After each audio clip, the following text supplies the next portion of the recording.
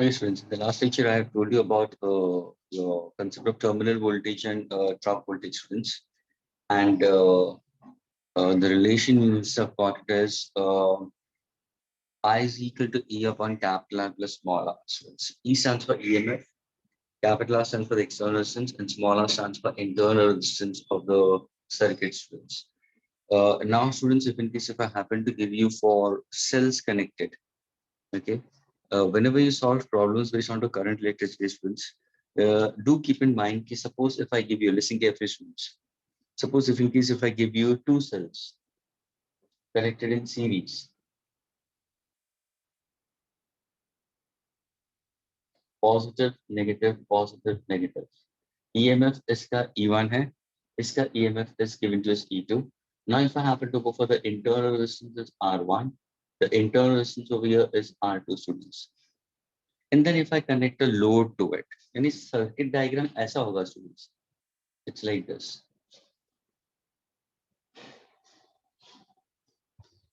Now, अगर किसी ने पूछा, can you find out the total current flowing through the circuit? The formula. तो yes, you can say, अगर मैंने की को insert कर दिया तो current ऐसा flow होगा. लेकिन यहाँ पे students total current कैसे निकालोगे? Anybody can tell me? Two cells are given to you. One has an EMF E1, other one has an EMF E2. The internal resistance of the first cell is R1. The internal resistance of the second cell is R2, students. I want to find out the current flowing through the circuit. Anybody?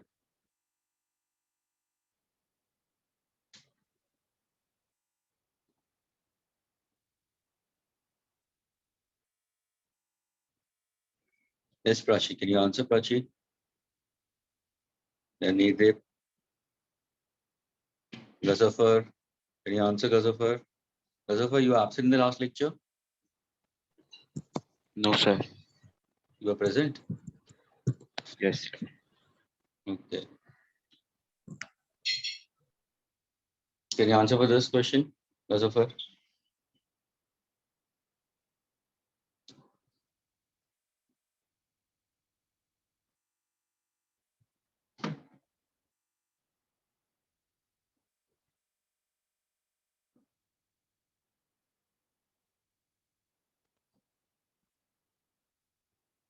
Yes, anybody else? Himanshu, Jazal, Nupur.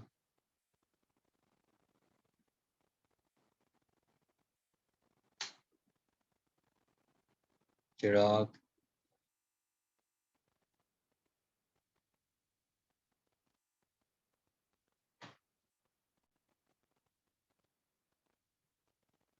Malav Joshi has put forward his answer. Correct, Malav. Very good, Malav. तो यहाँ से देखना students, when two cells are connected in series, students, ये ध्यान रखना, इनका effective या net EMF होगा स्टूडेंट्स E1 plus E2 होगा स्टूडेंट्स. हमेशा ऐड करना है EMF को. इंटरसेक्शन की सीरीज में स्टूडेंट्स, तो R net क्या होगा, R effective क्या होगा, R1 plus R2. तो फॉर्मूला क्या होगा, I का फॉर्मूला क्या होगा, so I is equal to E net, that is E1 plus E2 upon external resistance plus internal resistance. Plus internal resistance. So plus internal resistance यानी R1 plus R2. This is what your formula is. Any students, ये ध्यान में रखना कि जब भी when you're solving questions based on the current, you have to understand how exactly the arrangement of batteries is given to you. A group of cell students connected in series or in parallel we consider is considered to be a battery. कहाँ पे तुम्हारा alignment series में होगा, कहाँ पे उनका alignment parallel में होगा, यहाँ पे series में है.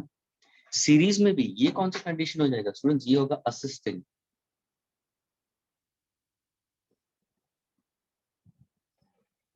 Assisting condition ये.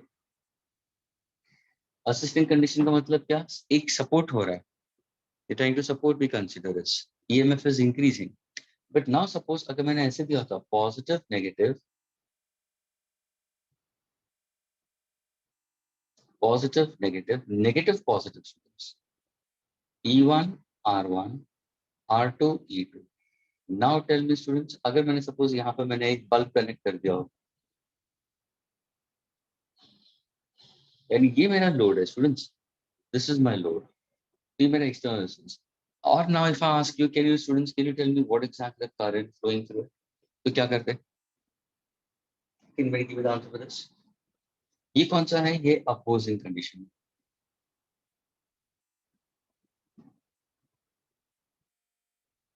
यानी यहाँ पे क्या हो रहा है? पॉजिटिव नेगेटिव, लेकिन यहाँ पे पॉजिटिव नेगेटिव पॉजिटिव है, तो ये असिस्टिंग हुआ, ये opposing condition.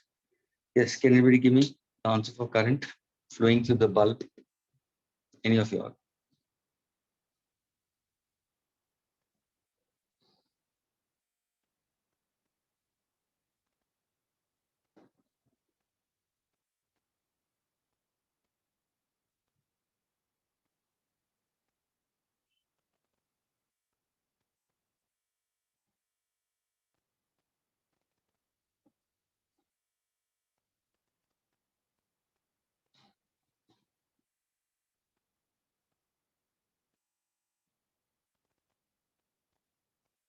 Chirag has put forward the answer. Haha. Chirag. Yes, my dear. लेकिन denominator में देखना, how are these two are still connected? इनका connection कैसे है चिराग? You forced the answer, लेकिन how are these two are connected? They are in series to external. तो denominator तेरा negative वगैरह आएगा ही नहीं. All will be added. Agreed? And Chirag, what you have written for the numerator, yes, absolutely correct. अभी ध्यान से देखना students. ये जो concept होगा ना, ये depend होता है कि तुमने कौन सा EMF creator लिया. यानी तुम्हारा A1 और A2 में से ड्राइविंग सोर्स कौन सा है, कौन ड्राइव करता है करंट थ्रू द सॉकेट। अगर सपोज मैंने बोला E1, अगर E1 is greater than E2 students, तो the direction of current will be from E1। If I say E2 is greater than E1, then the direction of current will be in this way students. ऐसा जाएगा, यानी यहाँ से current इस तरफ जाएगा। That's how we consider. यानी ये है तुम्हारा अपोजिंग के लिए। तो यहाँ पे तुम्हारा ई नेट क्या हो जाएगा? ई नेट क्या हो जाएगा students? E net, if I have to consider in this case, that means in both the cases, can I say it's modulus of E1 minus E2? इसी को भी मैं लिख सकता हूँ, ये इससे ग्रेटर होगा, ये इससे ग्रेटर होगा, कुछ भी होगा, लेकिन आंसर मैंने मॉडुलस में डाल दिया। समझ में आ रहा है? ये तुम्हारा ई नेट हो जाएगा। What exactly your total resistance है? टोटल रेजिस्टेंस क्या हो जाएगा? टोटल रेजिस्टेंस स्टूडेंट्स क्या हो जाएगा? External resistance plus internal resistance अभी भी सीरीज में है स्टूडेंट्स, तो R1 प्लस R2 ही रहेगा। तो your formula will be E1 minus E2, put in the modulus sign upon capital R plus in bracket R1 plus R2। क्या ये clear है सबको स्टूडेंट्स? क्या ये क्लियर हुआ? ये मॉडुलस में लिखा है मैंने। यानी अगर सपोज मैंने ये 5 वोल्ट दिया है और ये 2 वोल्ट दिया, तो 5 minus 2। अगर इसको 5 दिया, इसको 2 दिया, तो भले तुमने 2 minus 5 लिखा, आंसर -3 होगा, लेकिन मॉडुलस के बाद में 3 आएगा। क्या ये क्लियर हुआ students, all of you all? आया ना तो बोलो। Yes, sir. Yes, sir. धन्यवाद फॉर रिस्पॉन्ड। पेरेंट्स देखेंगे तो बोलेंगे कि क्या है ये teacher. Okay, students, now listen carefully, students. Okay, this is what we consider. Now suppose if I happen to give you, cells in series, listen carefully. And if I give you these are series, we consider. Now suppose if I happen to go for parallel, अगर suppose इनका EMF same ही होता, students, अगर इनका सबका EMF same होता, ध्यान से सुनना स्टूडेंट्स, अगर सबका अगर EMF सेम होता, E1 E2 का EMF सेम होता, तो ये क्या हो जाता? 2E हो जाता। इंटरसेंस क्या हो जाता? 2R हो जाता। That's how we consider. Okay. Now suppose if I happen to go for parallel combination in this case, students. तो parallel combination के लिए कैसे करते हैं students? तो now suppose अगर मैंने दिया है 2 cells, E intersenses are positive negative, ये भी EMF ही ये है R, and now if I happen to connect it to an external load, so what exactly we consider?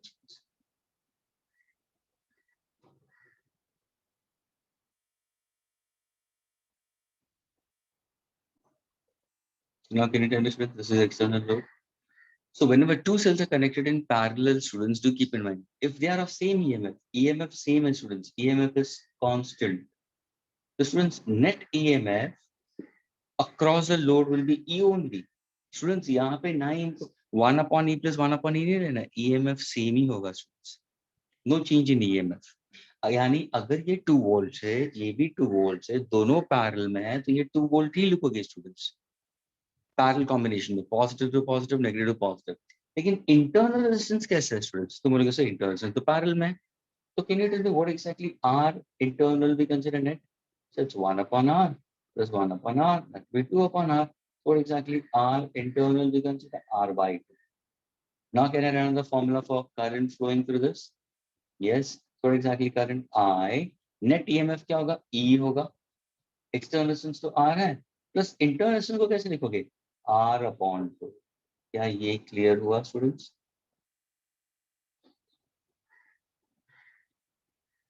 Students, are you getting this? Is it clear to all of you all? I is equal to E upon R plus small r. EMF same है. यहाँ से जो current होगा students, यहाँ से जो current होगा, यहाँ से करंट होगा, करंट यहाँ पे आएगा जंक्शन पे, रीनेट होके इधर चला जाएगा, कमिंग बैक होगी यहाँ पे आ जाएगा वापस, स्प्लिट हो जाएगा, सर्किट कंप्लीट हो जाएगा।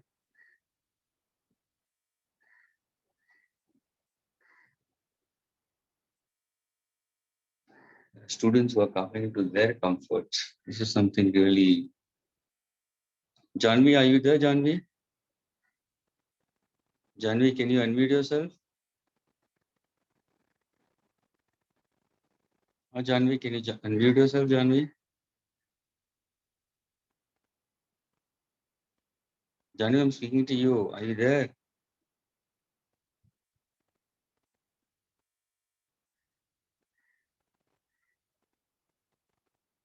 अपने फुर्सत से आ रहे हो ना?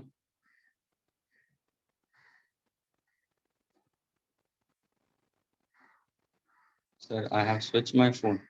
What is exactly switch my phone का मतलब means?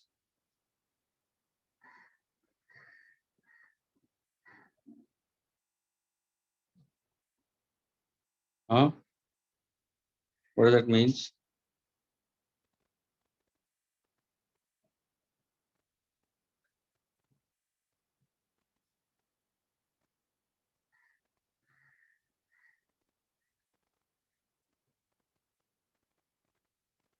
Because, oof, internet issue.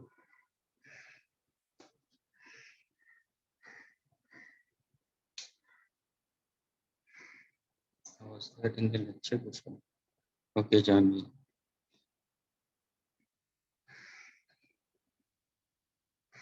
Fine, Janvi.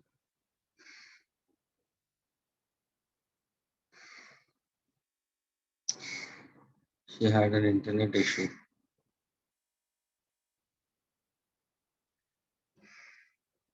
Now here comes Bhavana. ये क्या है तुम लोग यार, सच्ची अपने आप से ये this is something ridiculous is happening. People are coming to their comfort.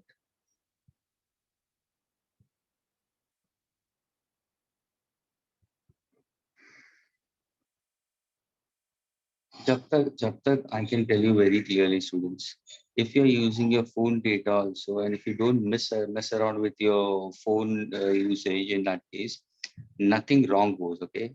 And everybody can enter into the class on time. If you handle your handset properly, if you're using your phone one, don't just give unnecessary reasons for not coming on time. If you have a home internet Wi-Fi, we consider, shayad, who knows whether that can be considered. But students, don't unnecessarily take that as a reason for not coming on time. Just now, Bhavana also entered into it. Apni fursat se. Parents are not bothered about it. And when you miss out things, what exactly it is at the end of it? कि हमें नहीं आता है, हमें नहीं समझ में आता।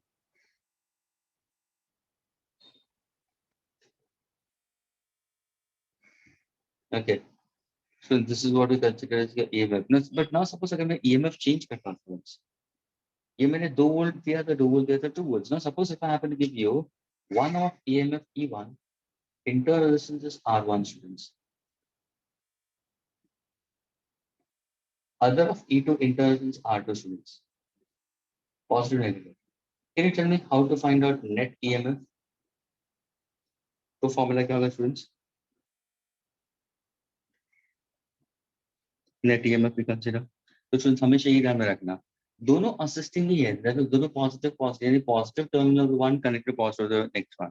तो इस केस में students your formula for E net will be E1 R2, ध्यान से सुनना, plus E2 R1 upon R1 plus R2। ये तुम्हारा फॉर्मूला होगा ई नेट का।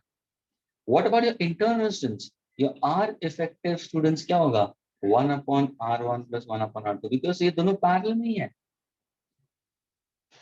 यानी स्टूडेंट्स बाद में जब भी तुम आई का फॉर्मूला यूज करोगे तो आई का फॉर्मूला क्या होगा, E net upon capital R. Suppose अगर मैंने यहाँ पे कैपिटल आर दे दिया है रेजिस्टेंस, तो capital R plus what, internal resistance effective, ये तुम्हारा फॉर्मूला हो जाएगा। यानी यहाँ पे स्टूडेंट्स ध्यान में रखना, E1 R2 plus E2 R1 upon R1 plus R, ये क्या है, two cells of different EMF लेकिन positive terminal connected to positive, parallel combination. But now suppose if I say एक का positive internal resistance R1 down to students, और दूसरे का मैंने नेगेटिव दे दी, इंटरनल रेजिस्टेंस यहाँ पे दी,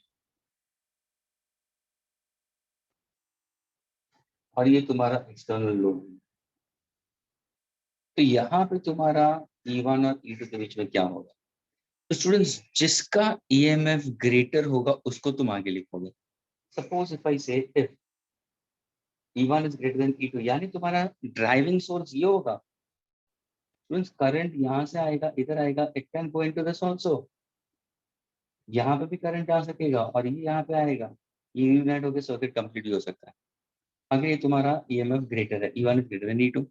तो इन that case what actually your net EMF students, तो क्या होगा, E1 तो लिखोगे साथ में internal of the second sir minus E2 into R1, ये ध्यान में रखना students, minus E2 into R1 upon what actually R1 plus R2। यानी देखो डिफरेंस क्या है, यहाँ पे प्लस साइन है, यहाँ पे माइनस साइन आएगा, लेकिन E1 ग्रेटर है। अगर सपोज ये E2 ग्रेटर होता तो what will write on, E2 R1 minus E1 R2, लेकिन डिनोमिनेटर क्या होता, R1 plus R2। What is the net internal resistance का formula, R effective 1 upon R1 plus 1 upon R2। क्या ये क्लियर हुआ स्टूडेंट्स? Yes, sir. तो ये सब कुछ ध्यान में रखना students, while solving MCQs also, while solving problems also based on to your current electricity. Can I erase this now? No, sir, wait. Native God, so loud and clear. डांट दिया मेरे को, चिराग has already done it. निधिप Kaur ने पूरा डांट दिया मुझे, sir wait, एकदम जोर से चिल्लाए।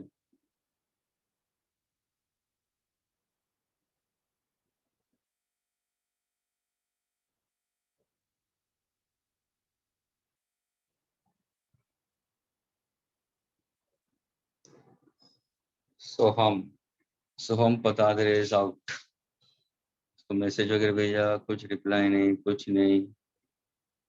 Sir, done. Done, good.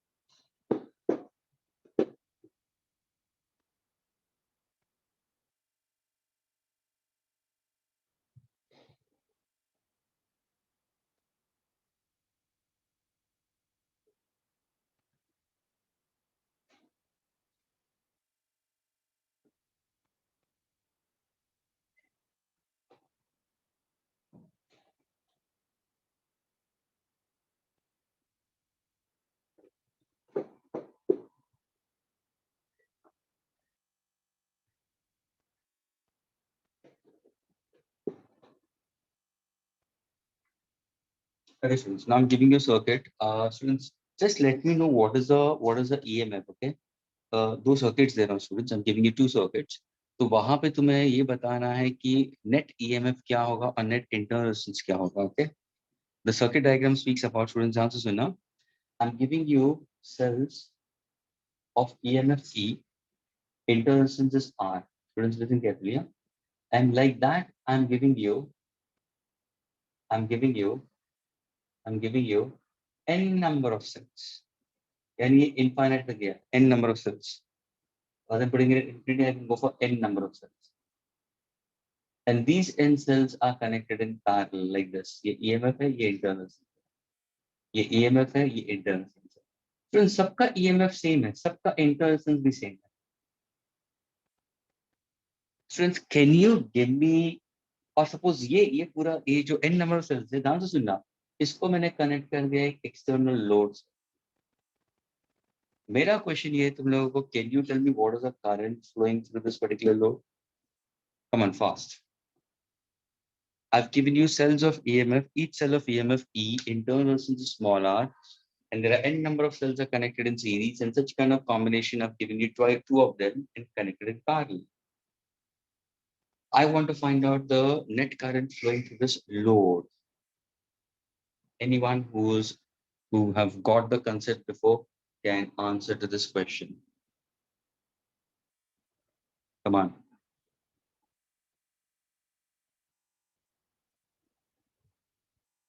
Nazafar, Malav, you are answering properly now. Hope you give an answer for this. Nedip, Chirag,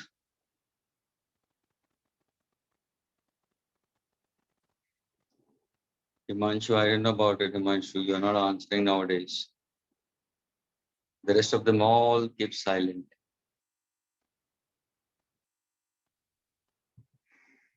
Any one of you, fast.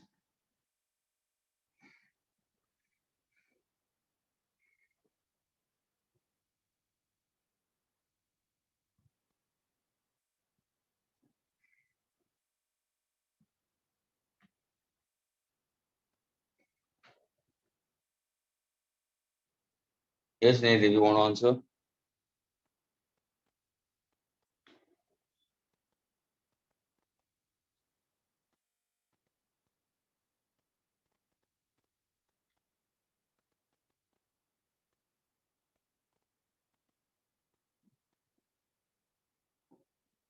Yash, just now entering Yash. Very good. Himanshu Pandey will say, I have a network issue. Always.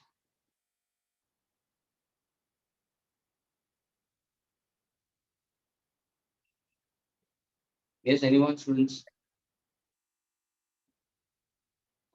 Asafar, can you answer?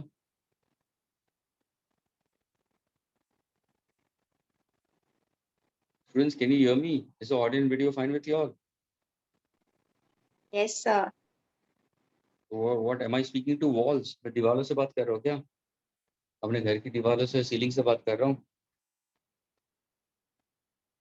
अगर नहीं आता तो बोलो नहीं आता है. Rather than wasting time, I'll move further ahead. This is simply a pushing yourself into the lectures. Somebody is forcing you all to sit into the lectures. It seems like that.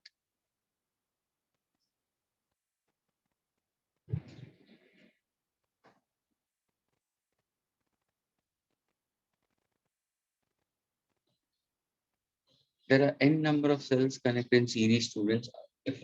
Try to understand, if I would have given you 2 cells only, what would have been your answer? No, Ghazafar. How is it 0? Chirag, I is equal to E upon. Chirag, ये E का भी आएगा ना? Now Chirag and Ghazafar are posting the answers. अभी तक अगर मैंने 2 cell दिया होता, सपोज चलो नहीं, कभी भी ऐसे कोई क्वेश्चन देगा स्टूडेंट तो फॉरगेट अबाउट n सेल्स ना. n सेल्स को मारो गोली. पहले तुम ये सोचो ना कि सपोज 2 सेल ऐसे मैंने दिए, तो इसका आंसर निकालो ना. E प्लस E कितना होगा? 2E होगा. और वो 2E और ये भी नीचे 2E होगा, दोनों पैरेलल हो जाएंगे, तो आंसर तो 2E बचेगा. तो वैसे ही ये n नंबर ऑफ सेल्स है, तो इसका इफेक्टिव क्या होगा? EMF n times E.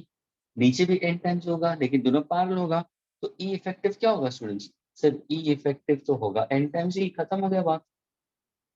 वो तो सेम ही रहने वाला है. इंटर रेजिस्टेंस इसका क्या? सपोज अगर मैंने 2 लिया होता तो R प्लस R 2R होगा, लेकिन ये n नंबर ऑफ है तो ये NR हो जाएगा. यहाँ पे भी कितना होगा? सर ये भी NR हो जाएगा. लेकिन अभी ये दोनों कैसे कनेक्टेड है? पैरेलल है. इंटर रेजिस्टेंस पैरेलल में ना, What is 1 upon R effective? So तुम लोग सिर्फ 1 upon NR plus 1 upon NR we consider in that case. Are you getting it? 1 upon NR plus 1 upon NR we consider in that case. Are you getting it? So now can you get an R effective in this case? Friends, is this clear with all of y'all? Yes, sir. Then can you find the current? Yes. Current is equal to R is equal to E effective upon R plus 1 R effective. Is this clear, students? Yes, sir. अभी देखो ये R effective क्या हो जाएगा? 1 upon R effective हो जाएगा. ध्यान से देखना. Twice n times R. What exactly your R effective will be?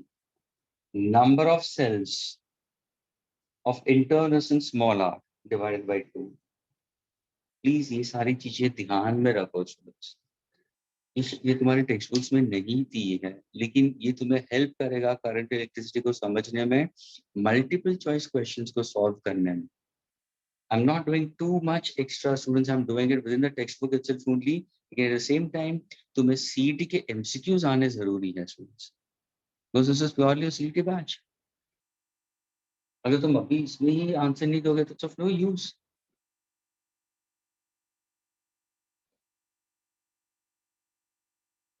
Okay. Next question. Can I erase this? इसको मैं erase कर सकता हूँ students? Yes, sir. Yes, sir. क्या बात है, मैं दो यस सर बोल रहे हैं, क्या रिप्लाई आ रहा है? हे भगवान, मैंने कितने पुण्य का काम किया होगा आज सुबह से उठ के कि मुझे रिस्पांस मिल रहा है.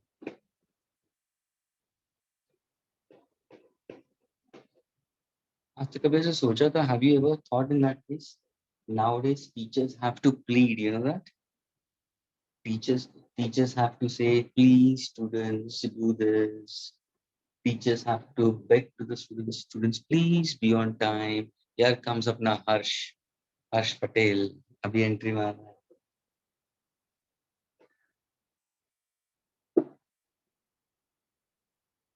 अभी वो भी बोलेगा कि मैं पहले से ही था.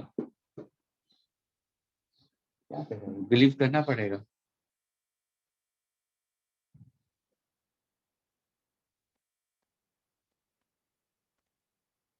Okay, students. The next question, students. Okay. So the next question I'm giving it to you. Suppose now if I give you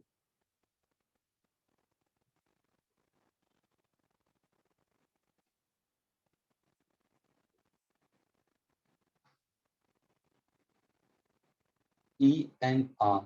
EMF सबका सेम है, लेकिन n number of cells connected in parallel.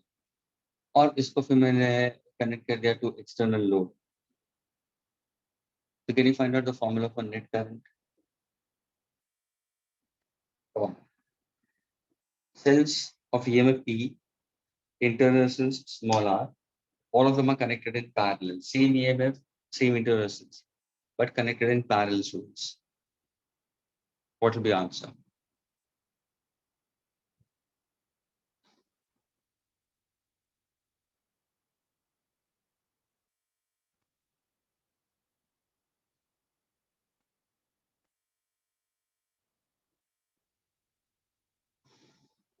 Yes, Shwet, late entry. Yash, late entry. All late entry guys. Siddharth Patel, Kamcho, Mojama Patel, Siddharth Patel. You've come late, my dear. Can you answer to this question? Shwet, Yash. Hope you are listening to me.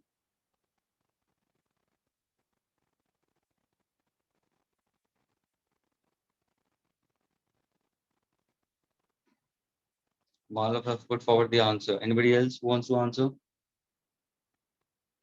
मुझे बताओ मालव, यहाँ पे 2 आएगा कैसे?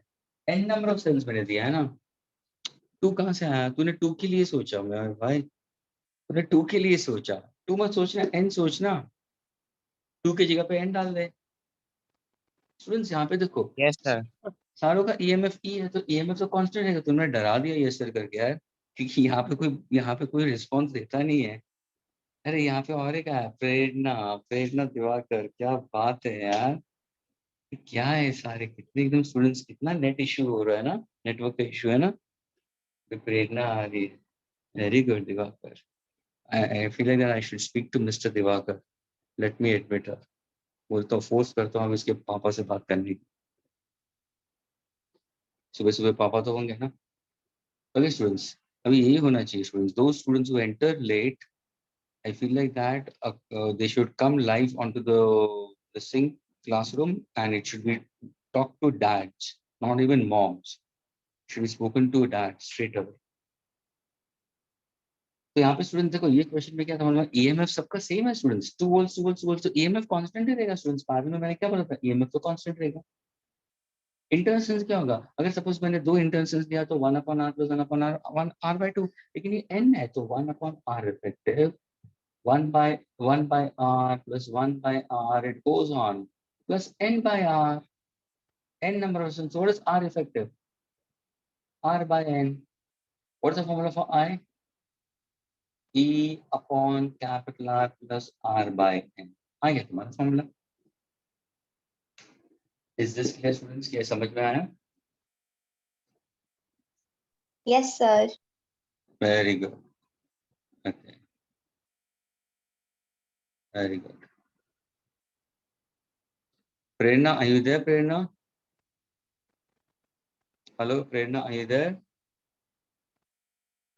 Prerna, can you hear me?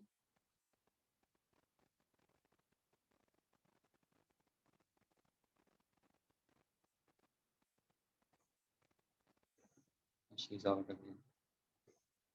I said it'll speak to dad. She's out. See, this is the problem. Here comes Prerna again joining it.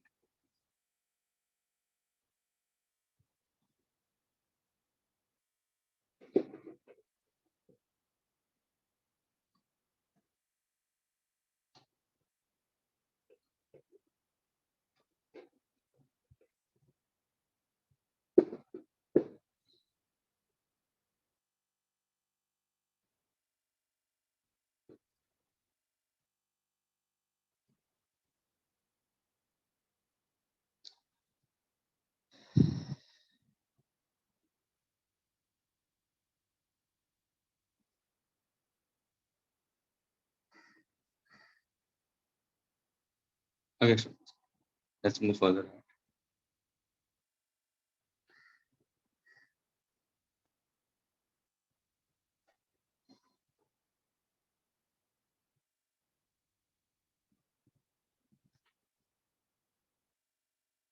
Now, students, I've told you about EMF, I've told about current. Now I'll speak about with respect to resistance students.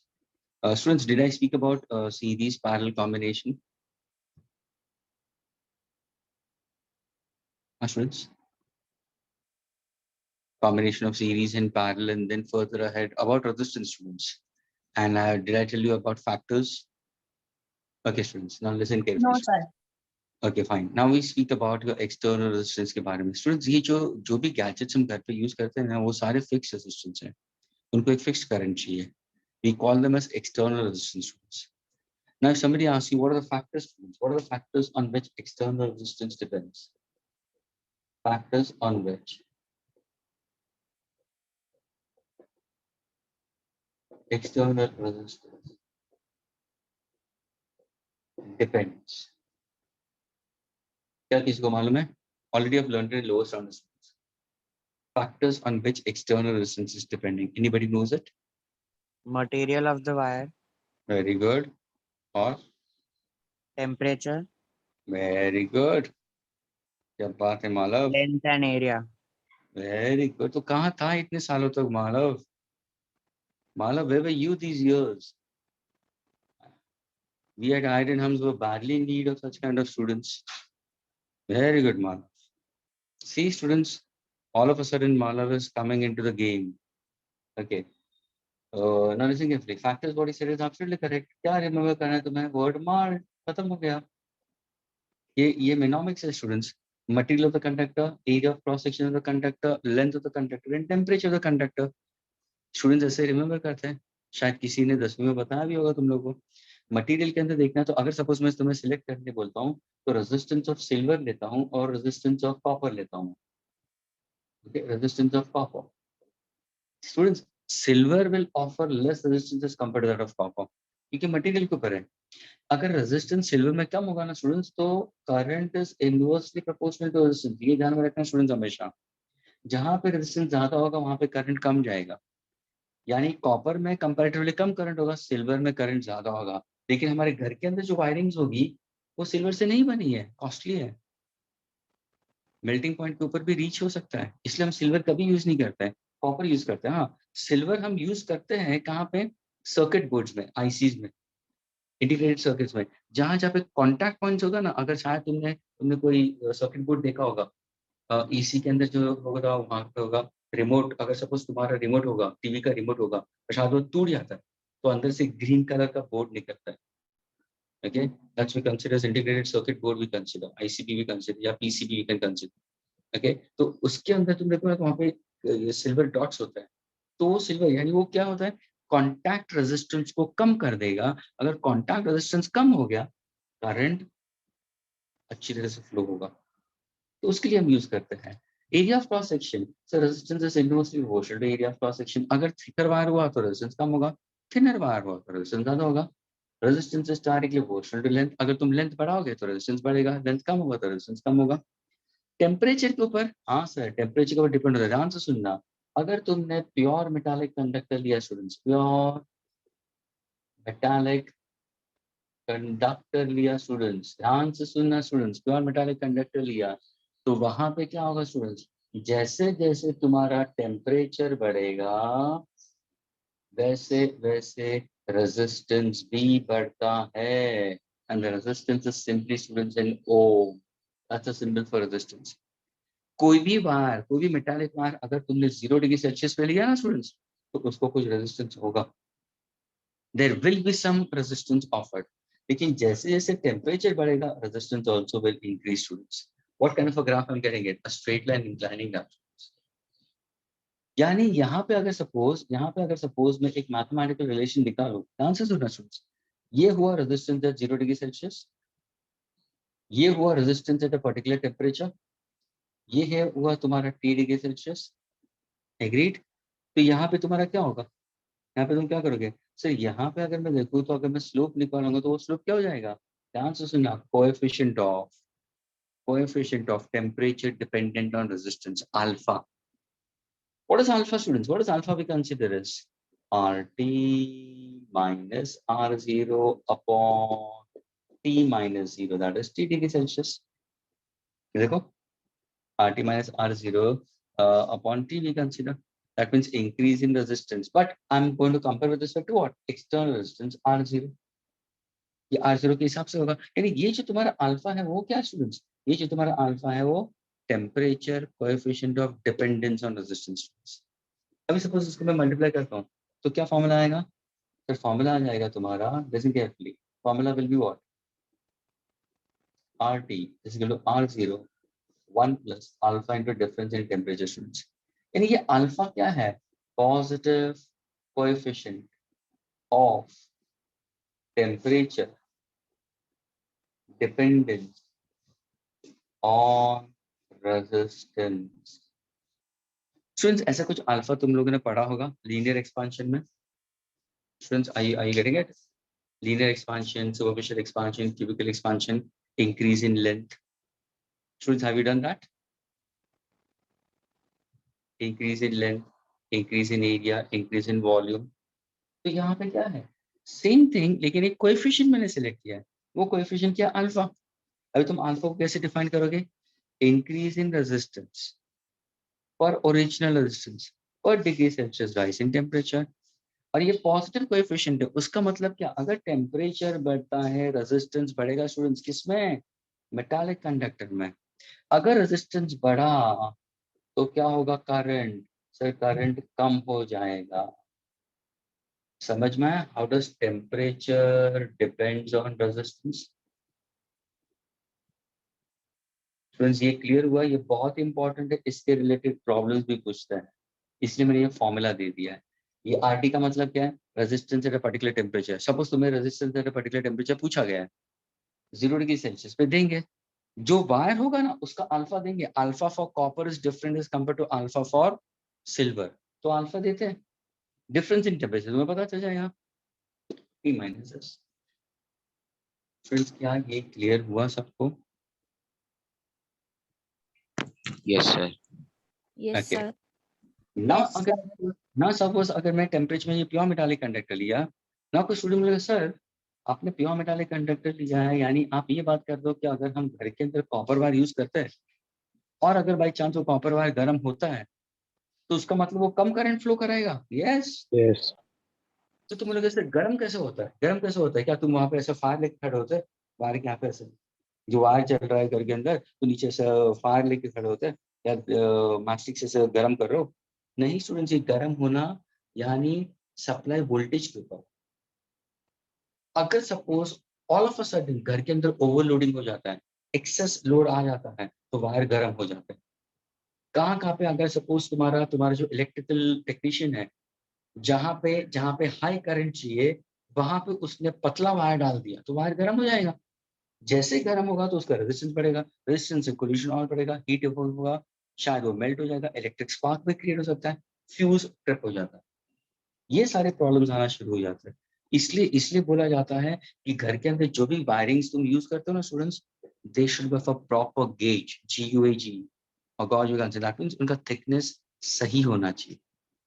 जो device का जितना current है उतना optimum उस wire में जाना जरूरी है, तब जाके तुम देखो घर के अंदर एसी को देखो, एसी है, रेफ्रिजरेटर है, माइक्रोवेव है, if you have an LED LCD in that case, उनके सबके वायर तुमने देखे इलेक्ट्रिक आयरन के वायर, उसके वायर देखिए सारे थिक होंगे, लेकिन वही अगर तुम ट्यूबलाइट का वायर देखोगे या फैन का होगा वो पतला होगा, तुम्हारा सेलफोन का चार्जर पतला होगा, उसके लिए थिक वायर यूज नहीं होते।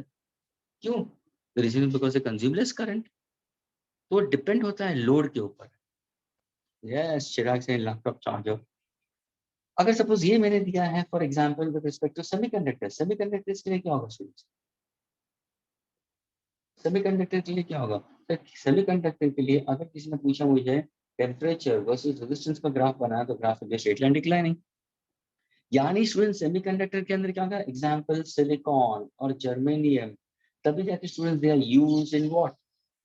Used in photovoltaic cell, that is और सोलर सेल। तो समझ में आ रहा है?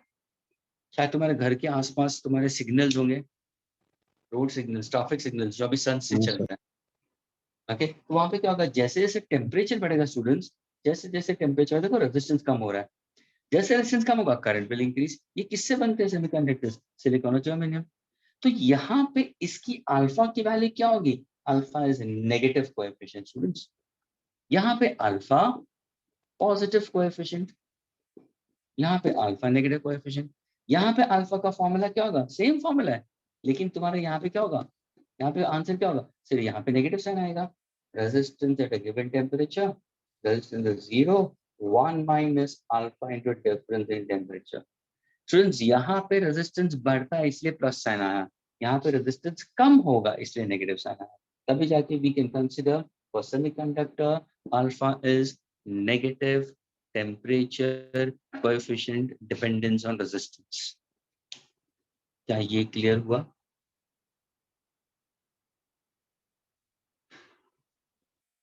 अरे हाँ यार ना yes, तो sir. Yes, sir. Thank you. Please parents को आके बोलो कैसे कर रहे हैं हमारे साथ,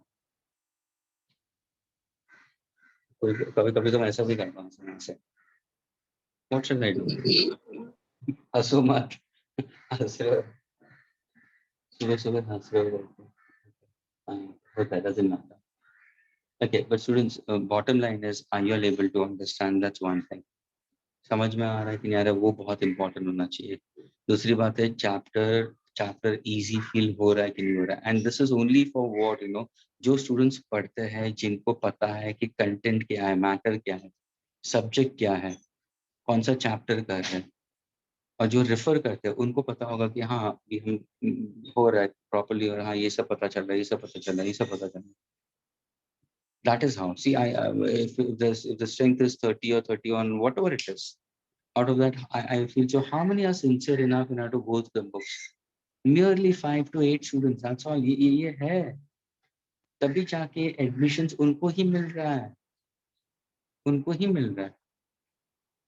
Okay, now let's move further. ये तुम्हारा सेमीकंडक्टर के हिसाब से. Suppose अगर मैंने कोई alloy लिया, for example मैंने लिया है alloy. Can you tell me what is an alloy, students? Anybody can tell me what is an alloy? Mixture of two metals. Very good. 2 or more metals. Okay. Okay, that is simply a mixture we consider. It's not a chemical change. It's simply a physical we consider. That is, we take it alloy. For example, if we say constant, it's an alloy of copper and nickel. Okay, magnenin, that's also an alloy. Yes.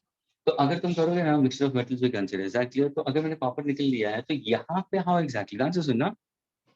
Resistance is independent on temperature. So resistance is independent of temperature. यानी यहाँ पे क्या हो रहा है? Temperature अगर तुम बढ़ाओगे कम होगे फिर भी रेजिस्टेंस हमेशा क्या होता है? कांस्टेंट ही रहेगा. इसका ग्राफ अगर मुझे बताना है temperature versus resistance, so what kind of a graph I'm going to get? The graph will be almost parallel. थोड़ा सा मैंने स्लोप दिया है लेकिन ऑलमोस्ट पैरेलल चला जाएगा. ये किसके लिए? कांस्टेंट है. अभी तुमने ध्यान से सुनना. Everybody listen to me carefully. सब लोगों ने ओम्स लॉ पढ़ा है. Students, have you learn Ohm's law? Yes, sir. तो ओम्स लॉ में क्या पढ़ा था? Keeping the physical state of a conductor, current is proportional to resistance, है ना?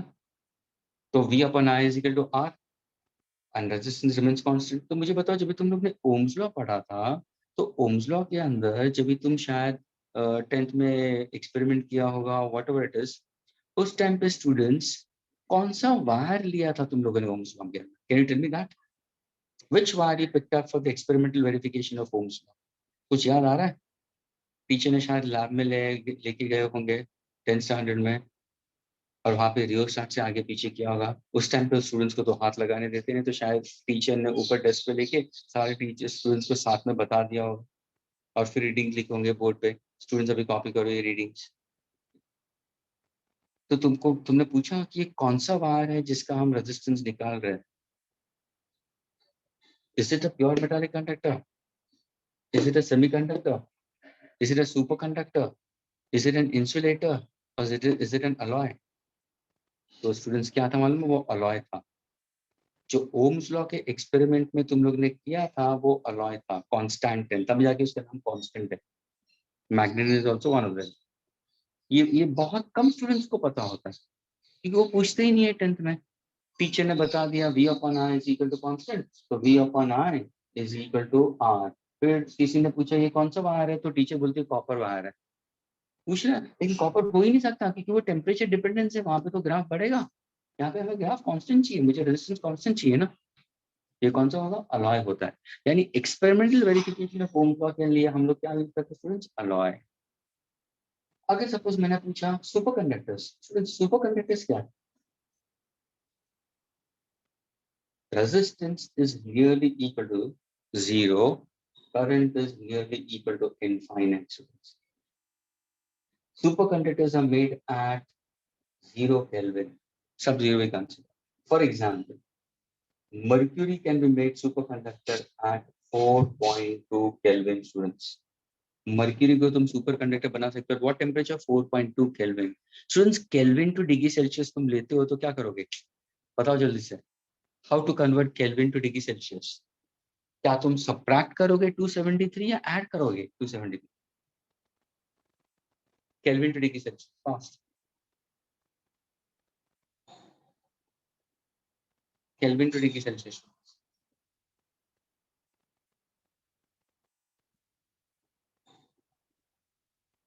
Subtract. यस ऑफ कोर्स, क्योंकि सर ये सारे सुपर कंडक्टर्स लो टेम्परेचर पे होते हैं. आपने बोला 0 केल्विन यानी -273 डिग्री सेल्सियस, तो अगर ये 4.2 केल्विन है तो उसको सबट्रैक्ट करो. सपोज अगर मैंने 4 केल्विन लिया, अज्यूम 4 केल्विन, यानी स्टूडेंट्स उसका मतलब mercury can become a super conductor at -269 degree Celsius. -269 degree Celsius समझ में आ रहा है? उस temperature mercury can have current flowing through it at infinity. आज तक physicist ये फॉर्मेट में पहुंच नहीं सके हैं अभी तक. They have gone for certain temperatures below zero, but not to that extent to minus 273 and all to a great extent. लेकिन they are trying it out. They are working on that. They have done it. Experimental verification के लिए इसको भी वहाँ पे भेजा है उन्होंने. उसको practical use के अंदर they ला रहे हैं, लेकिन not that quite often.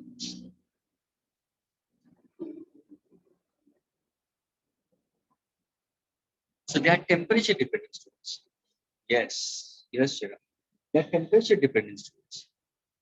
यानी अगर टेम्परेचर कम होगा, ध्यान से सुनना, अगर टेम्परेचर कम होगा तो रेजिस्टेंस भी कम होगा, करंट बढ़ेगा.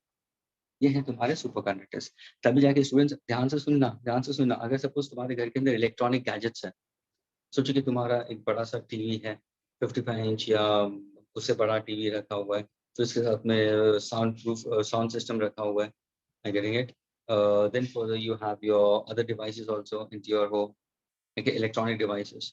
तो स्टूडेंट्स इलेक्ट्रॉनिक डिवाइसेस का लाइफ बढ़ता है by keeping into low temperatures, air conditioning room. तभी जाके जितने भी इलेक्ट्रॉनिक डिवाइसेस के तुम शॉप देखोगे ना, सारे ठंडे रहते हैं. वो इंस्ट्रूमेंट की लाइफ बढ़ाते हैं, क्योंकि कोई भी डिवाइस को करंट फ्लो होगा तो हीट तो पड़ेगी. वो हीट अंदर अगर डेवलप होती है तो वायर को तुरंत मेल्ट कर देगा. तो हीट डेसिपेट होनी चाहिए, तो इसलिए उनको ठंडा भी करना जरूरी है. तो अगर कोई इलेक्ट्रिकल गैजेट है, इलेक्ट्रिकल गैजेट की लाइफ बढ़ती है स्टूडेंट्स, लाइफ बढ़ती है जब तुम उसको लो टेम्परेचर पे रखते हो. ये ध्यान में रखना, उसको लो टेम्परेचर पे रखना जरूरी है. वैसे तुम्हारा फ्रिज भी है, फ्रिज के अंदर भी तुम्हारा हीटिंग का कंसेप्ट है. तो अगर फ्रिज का भी लाइफ बढ़ाना है, कंप्रेसर को कम करवाना है काम, तो स्टूडेंट्स फ्रिज को भी वेंटिलेशन चाहिए. वेंटिलेशन का मतलब क्या? फ्रिज को ऐसी जगह पे रखना चाहिए जहां पे उसको तीनों साइड वेंटिलेशन होती है. लेकिन इंसान लोग करते क्या है, घर में रखते कैसे फ्रिज लेके आते हैं, एक कॉर्नर में ठूस दिया उसको बेचारे को. ना ही जगह है, कुछ जगह नहीं है, हार्डली 4 इंच की जगह होगी, ये 4 उंगली की जगह होगी, एक साइड दूसरी साइड तीसरी साइड. इलेक्ट्रिसिटी बिल आएगा, बिल आने वाला ही है वहां पे, क्योंकि उसको हीट डिसिपेट करने के लिए जगह नहीं मिल रही है. और तुम फ्रिज 10 दफे खोलोगे उसका मतलब तुमने कंप्रेसर को काम कराने दे दिया. जैसे खोलोगे तो गर्म हवा अंदर जाएगी, गर्म हवा जाएगी तो भाई उसको ठंडा तो करना पड़ेगा. वो ठंडा होगा, ठंडा करने के लिए कंप्रेसर काम करता है. कंप्रेसर को कैसे काम करेगा? ऐसे काम करेगा. कंप्रेसर क्या ऐसा पंप है जो तुम मारोगे और काम कर लेगा, उसके लिए वो इलेक्ट्रिसिटी कंज्यूम करेगा, बिल तुम्हारा आने वाला, पैसा लगेगा. तभी जाके people who are wise and smart enough they try to put the fridge in such a way कि वहां पे ओपन वेंटिलेशन भी हो. किचन के अराउंड जहाँ पे विंडो होगा उस वेंटिलेशन में रखेंगे, विंडो से दूर भी रखेंगे, लेकिन उसका सराउंडिंग में at least 1 foot, at least half a foot का स्पेस अच्छी तरह से डेवलप करेंगे. Yes, sir. Bit open, so maximum heat can be dissipated. Is this clear with the resistance? Can I erase this part now?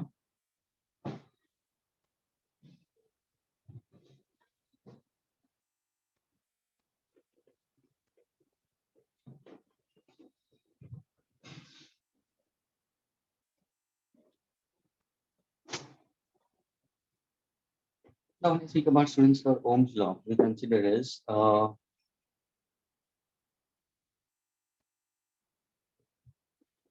those conductors which obey Ohm's law we consider are called as ohmic conductors, and those which do not obey Ohm's law are called as non-ohmic conductors. यानी students अगर तुम graph plot करोगे ना current और voltage का, तो वो straight line graph आना ओमिक कंडक्टर्स का. लेकिन अगर सपोज तुमने एग्जांपल लिया, फॉर एग्जांपल तुमने लिया PN junction diodes, transistor, rectifier, electrolytic solutions, ये सारे अगर तुमने एग्जांपल्स लिया और वहां पे अगर तुमने करंट और वोल्टेज के बीच में ग्राफ प्लॉट किया ना, यू गेट अ कर्व. इसमें जहां पे तुम्हें करंट और वोल्टेज का ग्राफ कर्व मिलता है वो ओमिक कंडक्टर्स नहीं है या नॉन ओमिक. ओमिक कंडक्टर्स के अंदर स्टूडेंट्स आई और वी के अंदर graph will be straight line. Non ohmic के अंदर I and V, the graph can be different in this case. I can consider this manner also. The graph can be a curve. तो ये हुआ non ohmic. और ये होगा ohmic. We are consider ohmic conductors भी consider, यहाँ पे I is proportional to V और V is proportional to I, तो V अपॉन I क्या हो जाएगा तुम्हारा R, और R क्या है अपॉन। यानी स्टूडेंट्स अगर मैंने V और I का ग्राफ बना दिया, ध्यान देना स्टूडेंट्स, V को मैंने y एक्सिस पे लिया है, x एक्सिस पे I लिया है स्टूडेंट्स, तो इसका स्लोप क्या होगा, तो तुम बोलोगे सर इसका स्लोप रेजिस्टेंस होगा। लेकिन अगर मैंने I और V का ग्राफ बनाया और इसका मैंने स्लोप पूछा स्टूडेंट्स, इसका स्लोप क्या होगा, बताओ स्टूडेंट्स इसका स्लोप क्या होगा, तो तुम सीधा बोलोगे सर यहाँ पे R है तो यहाँ पे 1/R होगा, क्या सर इतना भी नहीं मालूम आपको, 1/R होगा। स्टूडेंट्स रेसिप्रोकल ऑफ रेजिस्टेंस को हम बोलते हैं कंडक्टेंस, ये ध्यान में रखना स्टूडेंट्स। यानी स्टूडेंट जब भी तुम I और V को प्लॉट करते हो तो उसका स्लोप होगा कंडक्टेंस, V और I को प्लॉट करोगे तो उसका स्लोप होगा रेजिस्टेंस। नॉन ओमिक के अंदर students the graph is not a straight line students, and V upon I is not equal to a constant. Example PN junction diode, तो तुम आगे जाके करोगे सेमीकंडक्टर चैप्टर्स में, वहां पे करोगे। ये तुम्हारा VN है, यहाँ पे भी तुम्हारा INV का ग्राफ हुआ, agreed.